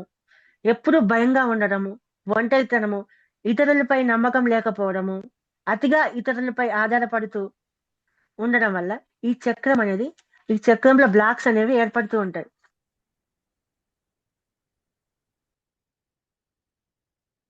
దీనివల్ల మనకి రక్తపోటు సమస్యలు, బీపీ వస్తుంది, మెయిన్గా గుండె సంబంధిత సమస్యలు వస్తాయి, ఊపిరితిత్తుల వ్యాధులు వస్తూ ఉంటాయి, మరియు ఈ భుజాల నొప్పులు వస్తూ ఉంటాయి. ఈ కారణంగానే ఈ చక్రం సరిగ్గా యాక్టివేట్ అవ్వకపోవడం వల్ల. ఈ చక్రం యాక్టివేట్ అవ్వాలి అంటే మనం ప్రేమను ఇవ్వాలి, ప్రేమను తీసుకోవాలి, ఓపెన్ హార్ట్తో ఉండాలి. జీవితంలో ఏ సంఘటన జరగనివ్వండి, అది బాధాకరమైన సంఘటనే కావచ్చు, ఒకరు మనల్ని మోసం చేసి ఉండొచ్చు, కాకపోతే ఆ మోసం నుంచి కూడా మనం ఒకటి నేర్చుకుంటాము. ఈ వ్యక్తి నన్ను మోసం చేశాడు, ఈ విధంగా ప్రవర్తించి, ఈ విధంగా మాయ మాటలు చెప్పి, ఈ విధంగా బిహేవ్ చేసి నన్ను మోసం చేశాడు. మోసం చేసే వ్యక్తులు ఈ విధంగా కూడా ఉంటారు, మోసం కూడా చేస్తారు నమ్మించి అనే ఒక లెసన్ మనకు అర్థమవుతుంది. అప్పుడు తర్వాత ఏం జరుగుతుంది, తర్వాత వచ్చే వ్యక్తి మాట్లాడుతున్నప్పుడు అతని యొక్క మాటలు బట్టి ఆటోమేటిక్ గా అర్థమవుతుంది. ఈ వ్యక్తి మాటలు ఇంతకుముందు మనల్ని మోసం చేసిన వ్యక్తి మాటలు పోల్చుకున్నప్పుడు మనకు అర్థమవుతుంది, ఈ వ్యక్తి ఆ విధంగా మాట్లాడుతున్నారా లేకపోతే వేరే విధంగా మాట్లాడుతున్నారా. అప్పుడు మనకు అర్థమవుతూ ఉంటుంది ఈ వ్యక్తి మోసం చేస్తున్నాడా లేదా అనేది. తర్వాత వచ్చిన వ్యక్తి కూడా దాని నుంచి మనం ఒక లెసన్ నేర్చుకున్నాము. వ్యక్తుల యొక్క భావాలను అర్థం చేసుకునే స్థితి మనకు వచ్చింది. ఈ అనాహత చక్రం అనేది అవతల వ్యక్తుల యొక్క భావాలను అర్థం చేసుకునే శక్తి దీనికి ఉంటుంది. హృదయం నుంచి మొత్తం స్వీకరిస్తూ ఉంటుంది. అవతల వ్యక్తి లోపల కలుగుతున్న భావాలను అర్థం చేసుకోగలుగుతాం మనం ఈ చక్రం యాక్టివేట్ అవుతే. దాన్ని ఒక లెసన్ గా తీసుకున్నప్పుడు మాత్రమే ఈ చక్రం అనేది యాక్టివేట్ అవుతుంది. కాబట్టి సెల్ఫ్ లవ్ ఉండాలి, ప్రతిదీ ఒక లెసన్ అని తీసుకోవాలి. సెల్ఫ్ లవ్ ఉండాలి, మనల్ని మనం ప్రేమించుకోవాలి, మనం ప్రేమను ఇవ్వడానికి సిద్ధంగా ఉండాలి, తీసుకోవడానికి సిద్ధంగా ఉండాలి, క్షమించాలి, క్షమాగుణం ఉండాలి, మనం క్షమించగలగాలి, క్షమాపణని అడిగే గుణం కూడా ఉండాలి, ఓపెన్ హార్ట్ తో ఉండాలి. అప్పుడు ఈ చక్రం అనేది యాక్టివేట్ అవుతుంది. నెక్స్ట్ విశుద్ధి చక్రము. ఈ విశుద్ధి చక్రము అనేది మనం మాట్లాడేది గొంతుకు సంబంధించింది. మనం మాట్లాడుతూ ఉంటాం కదా, ఈ విశుద్ధి చక్రం యాక్టివేట్ అవ్వకుండా ఉండడానికి రీజన్స్ వచ్చేసి అసత్యాలు పలకడం, అబద్ధాలు. మనసులో ఒకటి ఉంచుకుంటాము, బయటికి ఇంకొకటి మాట్లాడుతూ ఉంటాం. ఓపెన్ హార్ట్ తో లేకుండా సత్యాన్ని దాచి అసత్యాన్ని పలకడం వల్ల ఈ విశుద్ధి చక్రంలో బ్లాకేజెస్ ఏర్పడుతూ ఉంటాయి. గొంతు సమస్యలు, థైరాయిడ్ సమస్యలు వస్తూ ఉంటాయి. చిన్నప్పటి నుంచి కూడా ఎక్కువగా మాట్లాడకూడదు, నీ అభిప్రాయం నేను అడగలేదు వంటి ఆంక్షలు మధ్య పెరగడం వల్ల చిన్నప్పటి నుంచి మన తల్లిదండ్రులు నీ యొక్క అభిప్రాయాన్ని అడిగినా చిన్నపిల్లాడు లెక్కుండు, నీ మాట ఎవడు అడగలేదు, నిన్ను అడగలేదు సలహా ఎందుకు చెప్తున్నావు అని మనల్ని అణిచివేయడం జరిగింది.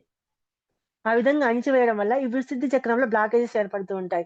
చెప్పాలనుకున్న విషయాన్ని లోపలే మింగేస్తా ఉంటాం. మింగేయడం వల్ల గొంతు భాగంలో ఒక రకమైన బిగుతు, టైట్నెస్ ఏర్పడుతుంది. సైన్స్ ప్రకారం ఏంటంటే ఇక్కడే థైరాయిడ్ గ్రంథి అనేది ఉంటుంది అనమాట. ఈ థైరాయిడ్ గ్రంథి పనితీరుపై ప్రభావం చూపిస్తా ఉంటుంది.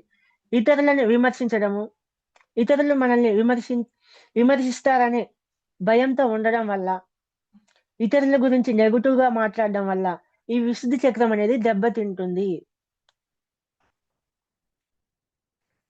జడ్జిమెంట్ చేయకూడదు, విమర్శలు చేయకూడదు, అసత్యాలు పలకకూడదు, ఇతరులు ఏమనుకుంటారనే భయం ఉండకూడదు. నేను మాట్లాడితే ఇతరులు నా మాటల్ని తప్పుగా అర్థం చేసుకుంటారనే భయం ఉండకూడదు. భావాలను వ్యక్తీకరించాలి ఉన్నది ఉన్నట్టుగా. కమ్యూనికేషన్ సంబంధించి విశుద్ధి చక్రం అనేది కమ్యూనికేషన్ సంబంధించింది. కమ్యూనికేషన్ అంటే కేవలం మాట్లాడడం అనేది కాదు, కేవలం మాట్లాడడమే అనుకుంటాం, వినడం కూడా. ఇతరులు చెప్పేది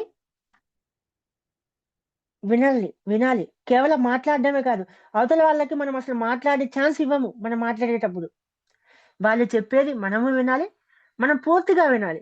తర్వాత వాళ్ళు మాట్లాడడం అయిన తర్వాత మనం మాట్లాడాలి. అవతల వ్యక్తిని అసలు మధ్యలో మాట్లాడలేకుండా ఉత్తగా మనమే బడబడ మాట్లాడేసామనుకోండి, ఈ విశుద్ధి చక్రంలో శక్తి అనేది ఇంబ్యాలెన్స్ అయిపోయి ఈ చక్రం అనేది యాక్టివేట్ అవ్వకుండా ఉంటుంది. ఈ విశుద్ధి చక్రం స్పేస్ ఎలిమెంట్ కి సంబంధించింది, ఆకాశ తత్వానికి సంబంధించింది, శబ్ద గ్రహణ శక్తిని సూచిస్తుంది ఇది. ఈ విశుద్ధి చక్రం బ్లాకేజెస్ ఏర్పడినప్పుడు ఏమంటుందంటే మాట తడబడుతూ ఉంటుంది, నత్తొచ్చేస్తా ఉంటుంది, స్టేజ్ ఫియర్, ఆలోచనలను సరిగ్గా వ్యక్తీకరించలేము, చెప్పలేకపోతూ ఉంటాము, థైరాయిడ్ సమస్యలు వస్తూ ఉంటాయి, గొంతు నొప్పి, మెడ నొప్పి, దంతాల సమస్యలు వస్తూ ఉంటాయి. ఈ విశుద్ధి చక్రం యాక్టివేట్ కాకపోయి ఉంటాయి. ఈ విశుద్ధి చక్రం యాక్టివేట్ అవ్వాలి అంటే హమ్ అనే శబ్దాన్ని ఉచ్చరిస్తూ ఉండాలి, లేకపోతే భావాలను వ్యక్తీకరిస్తూ ఉండాలి, సత్యాన్ని పలుకుతూ ఉండాలి, ఎవరిని విమర్శించకూడదు. విమర్శలకు గురవుతాము అని మన లోపల ఉన్న దాన్ని లోపలనే దాచుకొని బయటికి వ్యక్తీకరించకుండా ఉండకూడదు. మన లోపల ఉన్న వాటిని వ్యక్తీకరించాలి మన మాట ద్వారా. అప్పుడు ఈ చక్రం యాక్టివేట్ అవుతూ ఉంటుంది. నెక్స్ట్ది ఆజ్ఞా చక్రం. ఇది థర్డ్ ఐకి సంబంధించింది. ఈ ఆజ్ఞా చక్రము తర్కానికి అతీతమైనది. ప్రతి చిన్న విషయానికి లాజిక్ తోనే ఆలోచించడము. సైన్స్ పరిధిలో ఏదైనా లేకపోతే సైన్స్ తో పోల్చుకొని ఇది సైంటిఫిక్ గా ప్రూవ్ అవ్వలేదు కాబట్టి నేను దీన్ని నమ్మను అని ఇటువంటి లాజికల్ మైండ్ ఉండడము వల్ల ఈ చక్రం అనేది యాక్టివేట్ అవ్వదు. సైన్స్ ప్రకారం మన ఆజ్ఞా చక్రం పీనియల్ గ్లాండ్ తో ముడిపడి ఉంటుంది. మనం తీసుకునే ఆహారం మన పీనియల్ గ్లాండ్ మీద ప్రభావం చూపిస్తూ ఉంటుంది. మనం ఇప్పుడు మినరల్ వాటర్ తాగుతూ ఉంటాం, అందులో ఫ్లోరైడ్ అనేది ఉంటుంది. టూత్ పేస్ట్ వాడుతూ ఉంటాం, అందులో ఫ్లోరైడ్ అనే కెమికల్ ఉంటుంది. ఆ ఫ్లోరైడ్ అనే కెమికల్ మన పీనియల్ గ్లాండ్ ని యాక్టివేట్ అవ్వకుండా చేస్తూ ఉంటుంది. పీనియల్ గ్లాండ్ చుట్టూ కూడా ఒక కాంక్రీట్ గోడలాగా ఏర్పడుతుంది. మొత్తం దాని చుట్టూతో పేర్కొని ఈ కెమికల్ అంతా కూడా పేర్కొంటుంది. ఒక మట్టి ముద్ద టైప్ లో పేర్కొంటుంది చుట్టూతో. శక్తిని గ్రహించే లోపల నుంచి ఈ పీనియల్ గ్లాండ్ అనేది కాంతిని స్వీకరిస్తూ ఉండాలి. ఓపెన్ గా ఉన్నప్పుడే శక్తిని స్వీకరించగలుగుతుంది, జ్ఞానాన్ని స్వీకరించగలుగుతూ ఉంటుంది, ఆ లైట్ కోడ్స్ ని స్వీకరించగలుగుతూ ఉంటుంది. ఈ ఫ్లోరైడ్ ఉన్న కెమికల్ ఉన్న నీటిని తాగితే, ఈ మినరల్ వాటర్ తాగడం వల్ల, టూత్ పేస్టులు వాడడం వల్ల, టూత్ పేస్ట్ బ్రష్ చేస్తాం కదా, దానివల్ల ఈ పీనియల్ గ్లాండ్ అనేది బ్లాక్ అయిపోతుంది, యాక్టివేట్ కాకుండా కుచించుకుపోతూ ఉంటుంది. అది శక్తిని స్వీకరించే గుణాన్ని కోల్పోతూ ఉంది. మనం పళ్ళ పుల్లలు వాడాలి. మన సాంప్రదాయంలో ఏముంది, ఎక్కువగా పళ్ళ పుల్లలు బొగ్గుతో వేస్తూ ఉంటారు, లేకపోతే మళ్ళీ త్రిపల చూర్ణాన్ని వాడుతూ ఉంటారు. మన సాంప్రదాయబద్ధమైన పద్ధతులు ఉన్నాయి మన సనాతన ధర్మంలో, వాటిని యూజ్ చేయండి. మినరల్ వాటర్ తాగకండి, బావి నీళ్ళు కానీ కుళాయి నార్మల్ బోర్ నీళ్ళు కానీ తాగండి. నార్మల్ వాటర్, ఎటువంటి కెమికల్ కలిపిన నీళ్ళు తాగకూడదు.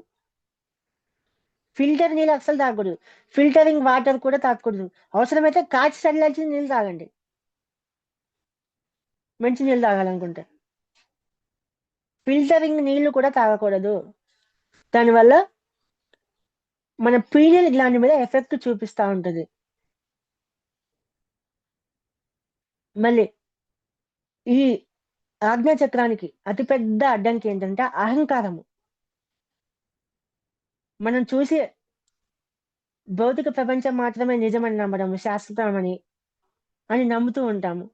అహంకారం వచ్చేస్తా ఉంటుంది. ఎట్లంటే ఇంత మామూలుగా సీనియర్ మాస్టర్ అని, లేకపోతే నేనే అందరికంటే గొప్ప, నాకు ఎక్స్పీరియన్స్ బాగా వస్తున్నాయి, థర్డ్ డే ఎక్స్పీరియన్స్ నాకు ఎక్కువగా వస్తున్నాయని అహంకార భావం వస్తూ ఉంటుంది మనకి.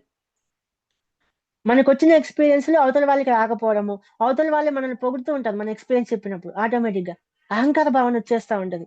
ఈ మధ్య నాకు కూడా వచ్చింది, మీతో నిన్ననే పంచుకున్నా, క్లాసులు చెప్తున్నప్పుడు వచ్చింది అని. మీరు పొగడడం వల్ల, బాగుంది అని చెప్పడం వల్ల నా లోపల నాకే తెలియకుండా అహంకారం, అది అహంకారం వచ్చినప్పుడు అది వినయంగా కూడా నటిస్తుంది. అహంకారం అహంకారం వినయంగా కూడా ఉంటుందని నాకు ఈ మధ్యనే తెలిసింది. ఈ 2 రోజులలోనే. మెయిన్‌గా ఎప్పుడైనా అహంకారం వచ్చినప్పుడు కానీ ఏం జరుగుతుంది అంటే అవేర్‌నెస్‌ని కోల్పోతాం మనం. ఎరుకను కోల్పోతూ ఉంటాం. ప్రతి విషయం చిన్న చిన్న విషయాలు మర్చిపోతూ ఉంటాము. అప్పుడు మనం గుర్తు చేసుకోవాలి. ఎందుకు ఈ అవేర్‌నెస్‌ని కోల్పోతున్నాం? ఖచ్చితంగా అహంకారం వల్లనే మెయిన్‌గా. అహంకారం వల్ల మన ఎరుక స్థితిని మనం కోల్పోతూ ఉంటాం. చిన్న చిన్న విషయాలే మర్చిపోతూ ఉంటాము. ఎప్పటికప్పుడు ఎరుకతో ఉండాలి.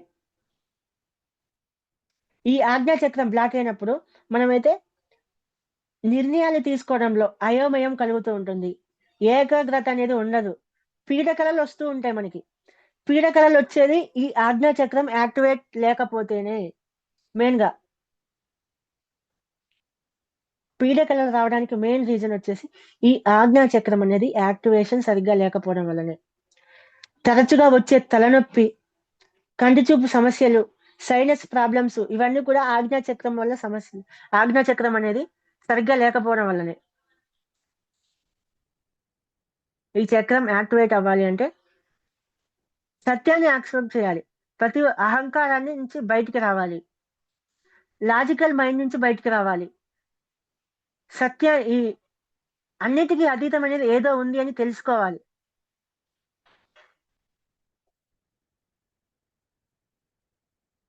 నెక్స్ట్ ఇది సహస్రార చక్రము. ఈ సహస్రార చక్రము యాక్టివేట్ అయినప్పుడు ఏకత్వ భావన అనేది వస్తుంది మనలోకి. దీని గురించి యాక్టివేట్ అయిన వ్యక్తులు కూడా దీని గురించి ఎక్స్‌ప్లనేషన్ చేయలేదు ఇంతవరకు.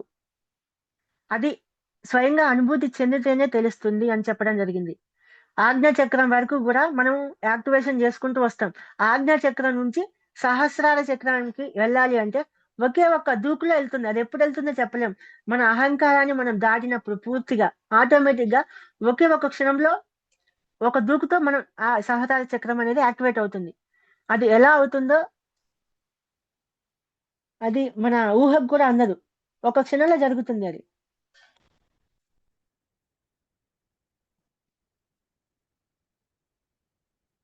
మళ్ళీ ఈ సహస్రార చక్రంలో ఎనర్జీ అనేది లాస్ అవుతుంది. సానుభూతి, జాలి, దయ. అవతలి వ్యక్తి బాధను చూసి మనం కూడా బాధపడుతూ ఉంటాం. దీనివల్ల ఏమవుతుందంటే మన ఎనర్జీ లాస్ అవుతుంది. ఎప్పుడూ కూడా జాలి అనేది చూపించకూడదు. కరుణాభావంతో ఉండాలి. మనము ఒక అడుగు తినే వ్యక్తి మన దగ్గరకు వస్తాడు. వచ్చినప్పుడు మనం జాలి పడతాం. జాలిపడి ఎంతో కొంత డబ్బు దానం చేస్తాం. రూ. 10 కావచ్చు, రూపాయి కావచ్చు, 10 కావచ్చు. జాలితో మనం దానం చేస్తాం. మనకి జాలి భావన కలిగినప్పుడు మన లోపల ఏ భావన కలుగుతుంది? ఒక్కసారి ఆలోచించాలి. ఒక్కసారి మన లోపల జాలి అనే భావన కలిగినప్పుడు లోపల ఏ భావన కలుగుతుంది? అయ్యో పాపం! ఎంత కష్టపడుతున్నాడు. ఇతని జీవితం ఇలా ఉందేంటి? అతను బాగుండాలి. అతను బాగుపడాలి అని ఇండైరెక్ట్‌గా మన లోపల ఆ కోరిక కలుగుతుంది. కలుగుతుంది గదా! ఆ కోరిక కలగడం వల్ల ఏమవుతుంది అంటే అతని యొక్క కర్మలు మనకొచ్చేస్తాయి. మన యొక్క మంచి కర్మలు అతనికి వెళ్ళిపోయి అతని యొక్క కర్మలు మనకొచ్చేస్తాయి. మన జీవితం అతని జీవితంలాగా తయారవుతూ ఉంటుంది. ఎందుకు అంటే ప్రతి ఒక్క ఆత్మ కూడా భూమి మీదకి రావడం కోసం తన యొక్క లైఫ్ డిజైన్ అదే తీసుకొని వస్తుంది ఒక ఆత్మ. ఆ జీవితంలో ఆ డిజైన్‌లో భాగంగానే ప్రతి ఒక్కరికి గుర్తున్నా, గుర్తు లేకపోయినా, అతను మెడిటేషన్ చేసినా, చేయకపోయినా, ఆ జన్మ ప్రణాళిక ప్రకారమే అతని జీవితం జరుగుతూ ఉంటుంది. ఆత్మ పాఠాలు నేర్చుకుంటూ ఉంటుంది. మనం దానికి అడ్డుకట్ట వేస్తున్నాం. అతను ఆ అడుక్కు తినాలనే డిజైన్ చేసుకొని వచ్చిండు. మనం దాన్ని అడ్డుకుంటున్నాం. ఆత్మ యొక్క ఉన్నతిని అడ్డుకుంటున్నాం. అతని యొక్క ఒక జీవి యొక్క ఆత్మ యొక్క ఉన్నతిని అడ్డుకుంటున్నాం. అతను అంగవైకల్యంతో వచ్చాడు. పోలియో వ్యాధి ఉంది. మనం ఏం చేస్తాం? అతను దాన్ని ఎంచుకొనే వస్తాడు. ఒక ఒక గుడ్డివాడిగా కానీ, కుంటివాడిగా కానీ, అంగవైకల్యంతో జన్మించాడు గాని, ఏదైనా కానియండి. అతను తనకి తాను డిజైన్ చేసుకొని వచ్చిన వ్యక్తి. మనం వాళ్ళని చూసి అయ్యో పాపం జాలి చూపించామనుకోండి, వాళ్ళ యొక్క కర్మలు మనకు అంటుకుంటాయి. మన ఆ శక్తి మనం తట్టుకునే శక్తి లేనప్పుడు ఘర్షణ జరుగుతూ ఉంటుంది. అప్పుడు మనకి హెల్త్ ప్రాబ్లమ్స్, మన జీవితం అంతా కూడా అస్తవ్యస్తంగా అవుతా ఉంటది. ఇప్పుడు మనం ఒక ఇల్లు ఊడుస్తున్నాం అనుకోండి, ఈ మధ్య క్లాస్ లో కూడా చెప్పింది ఇదే ఎగ్జాంపుల్. ఇల్లు ఊడుస్తూ ఉంటే ఏం జరుగుతుంది? దుమ్ము బయట ఆకిలి ఊడుస్తా ఉన్నాం, ఊడుస్తున్నప్పుడు దుమ్ము మన మీద కూడా కొంచెం పడుతుంది కదా, ఖచ్చితంగా దుమ్ము మన మీద పడుతుంది. ఆకిలి ఊడ్చేటప్పుడు, ఇల్లు ఊడ్చేటప్పుడు ఆ దుమ్ము కణాలు మన ఒంటి మీద కూడా కొంచెం పడతాయి. అదే విధంగా మనం ఒకరి కర్మని క్లీన్ చేసేటప్పుడు ఆ కర్మ మనకు అంటుకుంటుంది. అది తట్టుకునే శక్తి మనకి లేనప్పుడు, ఆ శక్తి మన ఆత్మశక్తి అంత ఎక్కువగా లేనప్పుడు ఆ కర్మ మనకి చాలా ఇబ్బంది చేస్తుంది. మన జీవితం అస్తవ్యస్తం అయిపోతుంది. అన్ని కోల్పోతుంటాం, డబ్బును కోల్పోతాము, జీవితం అస్తవ్యస్తం అవుతుంటుంది. వాళ్ళ యొక్క హెల్త్ ప్రాబ్లమ్స్ మనకు వచ్చేస్తాయి, వాళ్ళు బాగుపడుతూ ఉంటారు. కాబట్టి జాలి గుణం అనేది తీసేయండి ఫ్రెండ్స్. దయ, కరుణ భావం ఉండాలి. ఏదైనా కావాలి అంటే వాళ్ళకి మనము జ్ఞానపరంగా జ్ఞానాన్ని అందించండి కరుణాభావంతో. ఇది ఇలా చేసుకుంటే వాళ్ళకి సత్యాన్ని బోధించండి. మన జీవితానికి మనమే సృష్టికర్తలము, మన జీవితాన్ని మనమే రాసుకుంటాము అని ధ్యానం నేర్పించండి. ధ్యానం ద్వారా వాళ్ళ జీవితం వాళ్ళే మార్చుకోగలుగుతారు. అంతే తప్ప జ్ఞానాన్ని అందించడం వరకు మన బాధ్యత. వారి జీవితాన్ని మనం మార్చకూడదు. మన శక్తితోటి, మన సంకల్పాలతోటి మనం కోరుకోకూడదు. జస్ట్ ధ్యానాన్ని అందించండి అంతే. ధ్యానం నేర్పించండి. నేర్చుకుంటాడో లేకపోతే లేదు, వారి ఇష్టం అది. మనం చేయాల్సిన పని అంతవరకే, కరుణాభావంతో ఇది అందించడమే. కర్మని క్లియర్ చేయడం మన పని కాదు. కర్మని క్లియర్ చేయాలి అంటే ఒక స్థితి రావాలి. అది చేసే వాళ్ళు వేరే ఉంటారు, సపరేట్ గా డిజైన్ చేసుకొని వచ్చిన వ్యక్తులు ఉంటారు. మళ్ళీ వాళ్ళందరి కర్మలు క్లియర్ చేయరు. కొంతమంది వరకే, కొన్ని మాస్టర్స్ చెప్పిన వాళ్ళ వరకే చేయడం జరుగుతుంది కర్మ క్లియరెన్స్ అనేది. అది కూడా మాస్టర్స్ హెల్ప్ తోటే జరుగుతుంది. ఆ ఒక్క వ్యక్తి హాస్టల్లో ఎంతో వర్క్ జరుగుతుంది ఆ క్లియరెన్స్ జరగాలి అంటే. అందరం ఒకటే అనే సత్యాన్ని అర్థం చేసుకోవడమే నిజమైన కర్మ. మనమంతా కూడా ఒకే పరమాత్మ నుండి విడివడి వచ్చిన వాళ్ళమే. ప్రతి ఒక్క ఆత్మకి ఒక తన సోల్ డిజైన్ అనేది ఉంటుంది. ఆ సోల్ డిజైన్ పరంగానే జీవితం అనేది నడుస్తూ ఉంటుంది. ఆ సోల్ డిజైన్ లో మనం వేలు పెట్టకూడదు, గుర్తుపెట్టుకోండి. వేలు పెట్టావా ఆ కర్మ మనకు అంటుతుంది. అయ్యో పాపం అని జాలి చూపించడమే వేలు పెట్టడం. మనం ఏం చెయ్యము. ఒక రూపాయి ఇవ్వనవసరం ఏం అవసరం లేదు. అవతల వ్యక్తిని చూస్తాము, అంగవైకల్యంతో ఉన్న వ్యక్తిని చూస్తాం, అయ్యో పాపం అంటాం. ఒక వ్యక్తి భార్యనో భర్తనో కోల్పోతారు, వాళ్ళ పిల్లల్లో కోల్పోయారు అనుకోండి, అయ్యో పాపం అంటాం, జాలి చూపిస్తాం. అయ్యో పాపం అనడమే వాళ్ళ కర్మ మనకు వచ్చేస్తుంది. అక్కడ మరి ఏం చేయాలండి? పాపం అనకపోతే మనకు తెలిసిన వ్యక్తులు అనుకోండి, జస్ట్ సపోర్ట్ గా ఉండి, జస్ట్ సానుభూతి అంటే సానుభూతి అని కాదు, జస్ట్ అక్కడ ఉండండి, మీ ప్రెజెన్స్ అక్కడ ఉండాలి. సత్యాన్ని తెలపండి. సహజమే, ఇలా జరిగిందా, ఓకే, ధ్యానం చేయండి, ఇందులోంచి బయటకు వస్తారు. ప్రతిదానికి ఒక రీజన్ ఉంటుంది ఎందుకు వెళ్ళారో. ధ్యానం చేయడం వల్ల మీ జీవితంలో కోల్పోయిన వ్యక్తులతో మాట్లాడచ్చు. ఆ సోల్ ని ఇన్వైట్ చేసి ఈ ధ్యానం చేస్తే ఆ వ్యక్తి మీతో మాట్లాడతారు అని చెప్పి సత్యాన్ని తెలపండి. చేస్తే చేస్తారు, లేకపోతే లేదు. జస్ట్ అక్కడ మీ ప్రెజెన్స్ అక్కడ ఉండడమే, అంతేగాని అయ్యో పాపం అని చూపించకూడదు. ప్రతిసారి కూడా చెప్పారు ఇదే, అయ్యో పాపం అనే మాట అనొద్దని ఒకసారి ఒక వ్యక్తి కొట్టడం జరిగింది క్లాస్ జరిగేటప్పుడు. ఈ పదాలు వాడకూడదు, దీనివల్ల అవతల వాళ్ళ కర్మలు మనకు వస్తాయని చెప్పడం జరిగింది. డీటెయిల్ గా ఎక్స్ప్లెనేషన్ ఇవ్వడం జరిగింది. తర్వాత అది ఆఫ్లైన్ క్లాస్ లో జరిగింది. ఓకే మాస్టర్స్, ఈ రోజు జరిగిన క్లాస్ లో ఎవరికైనా ఏమైనా డౌట్స్ ఉన్నాయా?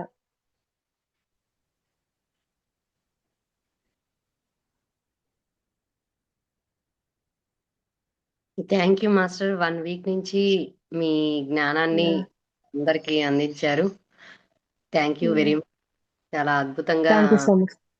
1 వీక్ మళ్ళీ మీకు ఎప్పుడైనా కుదిరినప్పుడు మళ్ళీ సెషన్ తీసుకోండి సార్. తప్పకుండా. Thank you sir, thank you very much. Thank చాలా విషయాలు తెలుసుకున్నాము. డైలీ లైఫ్ లో ఎగ్జాంపుల్స్ బాగున్నాయి సార్. చాలా మనకి అందరికి థ్యాంక్ యూ. అర్థం కావాలంటే ఎప్పుడు డీప్ సబ్జెక్ట్ చెప్తే అందరికి ఎక్కదు సార్. ఇలా డైలీ లైఫ్ Yeah. ఎగ్జాంపుల్ ద్వారా చెప్తేనే. మళ్ళీ వాటర్ గురించి చెప్పారు, అది బాగుంది. పీనియల్ గ్లాండ్ కోసం అలా మంచినీళ్ళు తాగకూడదు, తర్వాత గరిక మీద నడవాలి అని బాగుంది Mm. సార్.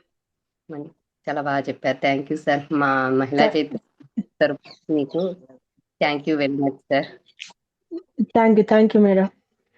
ఇంత గొప్ప అవకాశాన్ని ఇచ్చిన మీ అందరికి, మహిళా చైతన్యం గ్రూప్స్ అందరికి, ముఖ్యంగా భాగ్యలక్ష్మి గారు చెప్పడము, ఈ అవకాశాన్ని అందించిన శైలజ మేడం, ఈ గ్రూప్ మీరందరికీ కూడా నాకు ఈ అవకాశాన్ని ఇచ్చినందుకు మీ అందరికీ కృతజ్ఞతలు.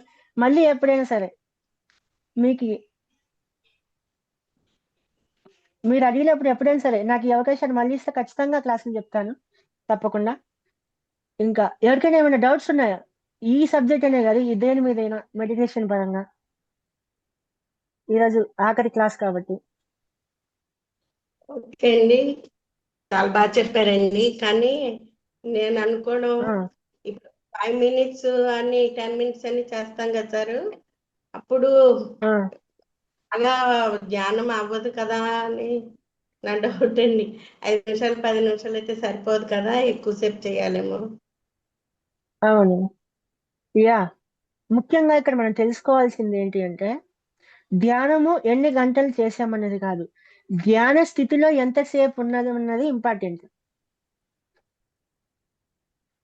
ధ్యానము ఎన్ని గంటలు చేసామన్నది కాదు, ధ్యానము మనం 3 గంటలు చేసినా కానీ ఆ 3 గంటలలో ఆ 3 గంటలు మనం ఆ శూన్య స్థితిలోకి వెళ్ళము. కొద్దిగా టైం పడుతుంది, చాలా టైం పడుతుంది. ఆ 3 గంటల సమయంలో ఏదో కొంచెం సేపు మనం శూన్య స్థితిలోకి వెళ్తాము. ఆ శూన్య స్థితిలోకి వెళ్ళడం ఇంపార్టెంట్. కొంతమంది అరగంట ధ్యానం చేస్తారు కానీ ఆ అరగంట సేపు కూడా శూన్య స్థితిలోనే ఉంటారు. 5 నిమిషాలు ధ్యానం చేసిన ఆ 5 నిమిషాల సమయం పాటు కూడా మొత్తం కూడా శూన్య స్థితిలోకి వెళ్ళిపోతారు త్వరగా. ఆ శూన్య స్థితిలో మనం 3 గంటలు ధ్యానం చేస్తే నార్మల్ గా ఎంత శక్తిని పొందుతామో, ఆ 5 నిమిషాలు 10 నిమిషాలు చేసే భక్తులు కూడా అంతే శూన్య స్థితిలోకి అంతే ఎనర్జీని తీసుకోగలుగుతారు. ఎందుకంటే వాళ్ళ మనసులో ఎటువంటి ఆలోచనలు లేవు, శూన్యంగా ఉండి ఎటువంటి బ్లాకేజెస్ లేకపోవడం వల్ల ఆటోమేటిక్ గా వెంటనే ధ్యానంలోకి వెళ్ళగలుగుతా ఉంటారు అనమాట. ఒక్కొక్కరికి అరగంట చేశారా 10 నిమిషాలు చేశారా చాలా అనిపిస్తుంది. ఇంకా శక్తిని తీసుకుంటాము, ఇక చాలు, తర్వాత మళ్ళీ కాసేపు ఉన్నాక చేయాలనిపిస్తుంది. ఒక్కొక్కసారి మనసు భ్రమింపజేస్తా ఉంటది, చాలు ఎక్కువసేపు చేసినామని. ఇలా కూడా జరుగుతూ ఉంటది. మనసు భ్రమలు ఉంటాయి, ఈ విధంగా కూడా జరుగుతుంది. రెండింటిని గమనిస్తూ ఎరకతో ఉండి చేసుకుంటూ ఉండాలి మనము. ప్రతిసారి 3 గంటలు ధ్యానము ఎందుకు అన్నారు అంటే, ఇప్పుడున్న మనిషి ఈ భౌతిక ప్రపంచంతో ఎక్కువగా కనెక్ట్ అయి ఉండడం వల్ల 1 గంట మొత్తము శరీరానికి, 1 గంట మనసుకి, 1 గంట ఆత్మకి అని చెప్పడం జరిగింది. 1 గంట సేపు మన ఫస్ట్ కూర్చున్న గంట సేపు కూడా శరీరం సిట్ రైట్ అవడానికే సమయం సరిపోతుంది. 1 గంట మొత్తం కూడా శరీరం ధ్యానంలో స్థిరత్వం సాధించడానికి టైం పడుతుంది. ఇంకో గంట ఏమవుతుంది అంటే మనసు మొత్తం స్టేబుల్ అవడానికి టైం పడుతుంది. 1 గంట సేపు. ఇంకొక గంట ఆత్మ కోసము, అంటే చైతన్యం కోసము, శక్తిని గ్రహించడము. ఈ 3 గంటల ధ్యానము ప్రతిసారి అందుకని పెట్టడం జరిగింది. ఈ 3 గంటలు సాధారణ మనిషి సాధారణంగా జీవితాన్ని డైలీ లైఫ్ లో హ్యాపీగా జీవించడానికి సరిపోతుంది. ఇంకా ఆధ్యాత్మికంగా ఉన్నతంగా ఎదగాలి అంటే ఇంకా ఎక్కువ సమయాన్ని పెంచుతూ ఉండాలి. 4-5 గంటలు, 6 గంటలు, ఇంకా టైం పెంచుతూ ఉండాలి. స్టార్టింగ్ లో 5 నిమిషాలు చాలంటారు, 10 నిమిషాలు చాలు అంటారు. ఎందుకు అంటే స్టార్టింగ్ లో అలవాటు అవ్వడం కోసం. ఒకేసారి 3 గంటలు ధ్యానం చేయమని చెప్తే కొత్త వాళ్ళకి వాళ్ళు చేయలేరు, భయపడతారు. కాబట్టి 5 నిమిషాలే కూర్చోబెడతారు, 10 నిమిషాలే కూర్చోబెడతారు. ఆ 5-10 నిమిషాల్లోనే వాళ్ళకి ధ్యానాన్ని చిన్న చిన్నగా అలవాటు చేసేసి 3 గంటల ధ్యానానికి తీసుకురావడం జరుగుతుంది ధ్యాన మహాచక్రాల ద్వారా.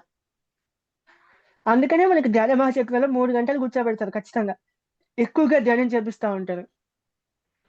అప్పుడు మనకి ఎక్కువగా ఆసన సిద్ధి అనేది వస్తుంది. ఇంటికి వచ్చినప్పుడు కూడా అంతే 3 గంటలు కూర్చోగలుగుతా ఉంటాము. గంటలు ధ్యానం చేస్తూ ఉండాలి. ఆధ్యాత్మిక ఎదుగుదల ఎక్కువగా కావాలి అనుకున్న వాళ్ళు ఎక్కువ గంటలు ధ్యానం చేయండి. చాలు సాధారణ జీవితం జీవిస్తా హ్యాపీగా ఉంటే చాలు అనుకుంటే 3 గంటలు సరిపోతుంది.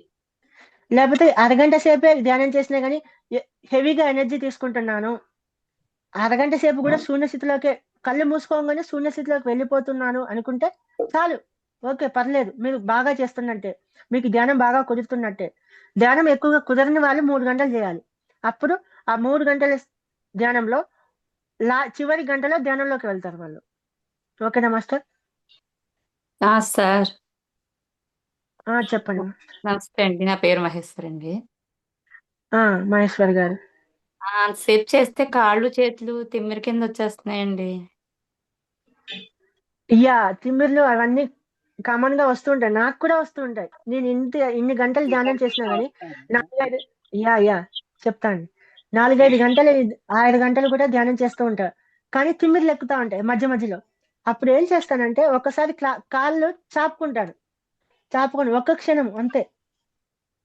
ఆటోమేటిక్ గా నేను ధ్యాన స్థితిలోనే ఉంటాను. ఎనర్జీ వెళ్తూనే ఉంటుంది. అన్ని గమనిస్తూనే ఉంటాను. కానీ అదే టైంలో శారీరక స్పృహ కూడా ఉంటుంది. ఆ టైంలో కాళ్ళు ఇలా చాపుకుంటాను. ఒక్క క్షణం అలా మళ్ళీ రిలాక్స్ అయిపోయి మళ్ళీ వెంటనే మళ్ళీ అలాగా మటం వేసుకొని కూర్చుంటాను.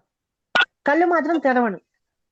ఇలా కాళ్ళు ఒకసారి చాపుకొని ఒక సెకండ్ 5 సెకండ్లో చాపుకొని మళ్ళీ అదే స్థితిలోకి రావచ్చు. పర్లేదు.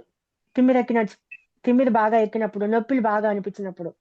అలా అని కాళ్ళు చాపుకొని కూర్చొని ధ్యానం చేసామనుకోండి, అది ధ్యానం అవ్వదు. నిద్ర వచ్చేస్తుంది. కాళ్ళు చాపుకొని కూర్చుంటే మనం ధ్యానం ఎప్పుడైతే చేస్తామో అప్పుడు ఏం జరుగుతుంది అంటే మనం ధ్యానం ఇప్పుడు మాస్టర్స్ చాలా మంది ధ్యానం చేసే వాళ్ళకి హాస్టల్ గా వచ్చి హీలింగ్ చేస్తా ఉంటారు, హెల్ప్ చేస్తా ఉంటారు అనమాట. ఆ టైంలో మనం కాళ్ళు చాపుకొని కూర్చుంటే వాళ్ళని అవమానించినట్టు అవుతుంది. వాళ్ళేమో నించొని మనకి కూర్చొని పక్కన హీలింగ్ చేస్తా ఉంటారు. అది అహంకార భావన కిందకి వెళ్ళిపోతూ ఉంటుంది. మనం ధ్యానం చేసినప్పుడు మన చుట్టూతో కూడా మాస్టర్స్ వచ్చి కూర్చుంటారు హాస్టల్ గా. మెయిన్ గా సమర్పణ భావం ఇంపార్టెంట్ ఇక్కడ. ధ్యానం సమర్పణ భావం, శరణాగతి. మాస్టర్స్ ని ఎందుకు ఇన్వైట్ చేసుకోవాలి అని మన ధ్యానంలో చెప్తారు అంటే సృష్టిలో ఒక నియమం ఉందన్నమాట. అది ఏంటి అంటే ఎవరైనా సరే సృష్టికర్త మనకి చీకటి శక్తుల వాళ్ళకి కాంతిలోక వాసులకి యుద్ధం జరుగుతున్నప్పుడు, ఆ సమయంలో భూమి కోసం యుద్ధం జరుగుతున్నప్పుడు సృష్టికర్త యుద్ధాన్ని ఆపడానికి ఎవరు కూడా బయట వ్యక్తులు భూమి మీదకి నేరుగా వెళ్ళటానికి లేదు అని ఒక నియమాన్ని పెట్టండి. బయట వ్యక్తులు యుద్ధం చేయడానికి లేదు. ఏదైనా మార్పు తేవాలంటే భూమి మీద ఉన్న జీవరాశి మాత్రమే తన సంకల్పంతో మార్పు తేవాలి. అంతేకాని బయట వ్యక్తులకు ఆ అనుమతి లేదు. ఒకవేళ మీరు ఈ భూమి మీదకి వెళ్ళి వర్క్ చేయాలి అనుకుంటే, వాళ్ళకి హెల్ప్ చేయాలి అని అనుకుంటే, భూమి మీద ఉన్న జీవరాశి జన్మ తీసుకున్న వ్యక్తులు మిమ్మల్ని ఆహ్వానిస్తే మీరు నేరుగా వెళ్ళొచ్చు అని ఒక నియమాన్ని పెట్టడం జరిగింది. ఆ నియమాన్ని కారణంగా వాళ్ళు నేరుగా మనకు వచ్చి మనం అడగకుండా మనకి హెల్ప్ చేయరు. మనం ఖచ్చితంగా అడిగితేనే హెల్ప్ చేస్తారు. వాళ్ళకి హెల్ప్ చేయాలనే ఉంది. మనకి పూర్తిగా హెల్ప్ చేసి మనల్ని ఆధ్యాత్మికంగా ఉన్నతంగా ఎదిగించడానికే వాళ్ళు ఉన్నారు. కాకపోతే వాళ్ళు చెయ్యాలి అంటే మనం అడగాలి. మనం అడిగితేనే వాళ్ళు చేస్తారు. కాబట్టి మనం అడగాలి. ఆ అడగడం కూడా ఎలా అడగాలి? అహంకార భావంతో కాదు. స్టార్టింగ్ లో ఏం జరిగిందంటే వాళ్ళు ఆ కాలంలో రావణుడు ఉన్న కాలంలో కానీ రాక్షసులు ఆ టైంలో ఆ త్రేతాయుగంలో కావచ్చు, తపస్సు చేసేవాళ్ళు రాక్షసులు. తపస్సు చేసి శక్తులు పొందేవాళ్ళు. మాస్టర్స్ ని అడిగి నాకు ఇది కావాలి ఇది కావాలి అని ఆహ్వానించి అడిగేవాళ్ళు ధ్యానం చేసి. వాళ్ళు వచ్చినాక వీళ్ళకి శక్తులు ప్రసాదించేవాళ్ళు అడిగారు కదా అని. వీళ్ళు ఏం చేసేవారు? అడిగిన తర్వాత తీసుకున్న తర్వాత వాటిని హింస కోసము, వాళ్ళ స్వార్థం కోసము, భూమాత వినాశనం కోసం ఉపయోగించడం చేసేవాళ్ళు. రాక్షసంగా ప్రవర్తించడం చేసేవాళ్ళు. దానివల్ల ఏం జరిగింది? ఇక్కడ సమర్పణ భావం లేకపోవడం వల్ల, వాళ్ళలో అహంకార భావనతో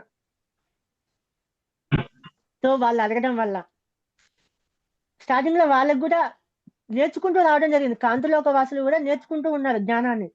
స్టార్టింగ్ లో నుంచి కూడా జ్ఞానాన్ని భూమాత నుంచి తీసుకోవడము, ఇక్కడ జరిగే సంఘటనల నుంచి నేర్చుకుంటూనే ఈ సృష్టిలో నియమాలు పెట్టుకుంటూ రావడం జరిగింది. అందువల్ల అప్పటి నుంచి ఎవరు ఏది అడిగినా, అప్పట్లో బ్లాక్ మెయిల్ చేయడం వల్ల తలని కట్ చేసుకోవడం, చేతులు కట్ చేసుకోవడం, నిప్పులో ఉండి ధ్యానం చేయడము, ఇలా బ్లాక్ మెయిల్ చేస్తూ మాస్టర్ ని బ్లాక్ మెయిల్ చేసి ఎనర్జీని పొందేవాళ్ళు, శక్తులను పొందేవాళ్ళు అనమాట. తర్వాత ఆ నియమాలన్నీ తీసివేయడం జరిగింది. ఆ నియమాలన్నీ తీసివేయడం వల్ల ఓన్లీ సమర్పణ భావంతో ఎవరైతే ఉంటారో ఆధ్యాత్మిక జ్ఞానం కోసం సత్యాన్ని తెలుసుకోవాలనుకున్న వాళ్ళకి మాత్రమే జ్ఞానాన్ని అందించడం, సహాయం చేయడం చేస్తా ఉన్నారు. ప్లస్ శక్తులు అందిస్తారు, శక్తులు కూడా ఇస్తారు. కాకపోతే ఎప్పుడు మీరు దానికి అర్హత పొందినప్పుడు శక్తులు ఇవ్వడం జరుగుతుంది. ఆ విధంగా ఈ నియమాలు అనేది రావడం జరిగింది. మనము ధ్యానంలో కూర్చునేటప్పుడు సమర్పణ భావంతో శరణాగతి అయిపోయి మాస్టర్ ని ఇన్వైట్ చేసుకోవాలి. ఎవరైతే మనం గురువుగా భావిస్తామో, నేనైతే మహావతార్ బాబాజీని ఆహ్వానించుకుంటాను. ఆయన మాకు గత జన్మ నుంచి గురువు కాబట్టి ఆయనను ఆహ్వానించుకొని ధ్యానం చేస్తాను.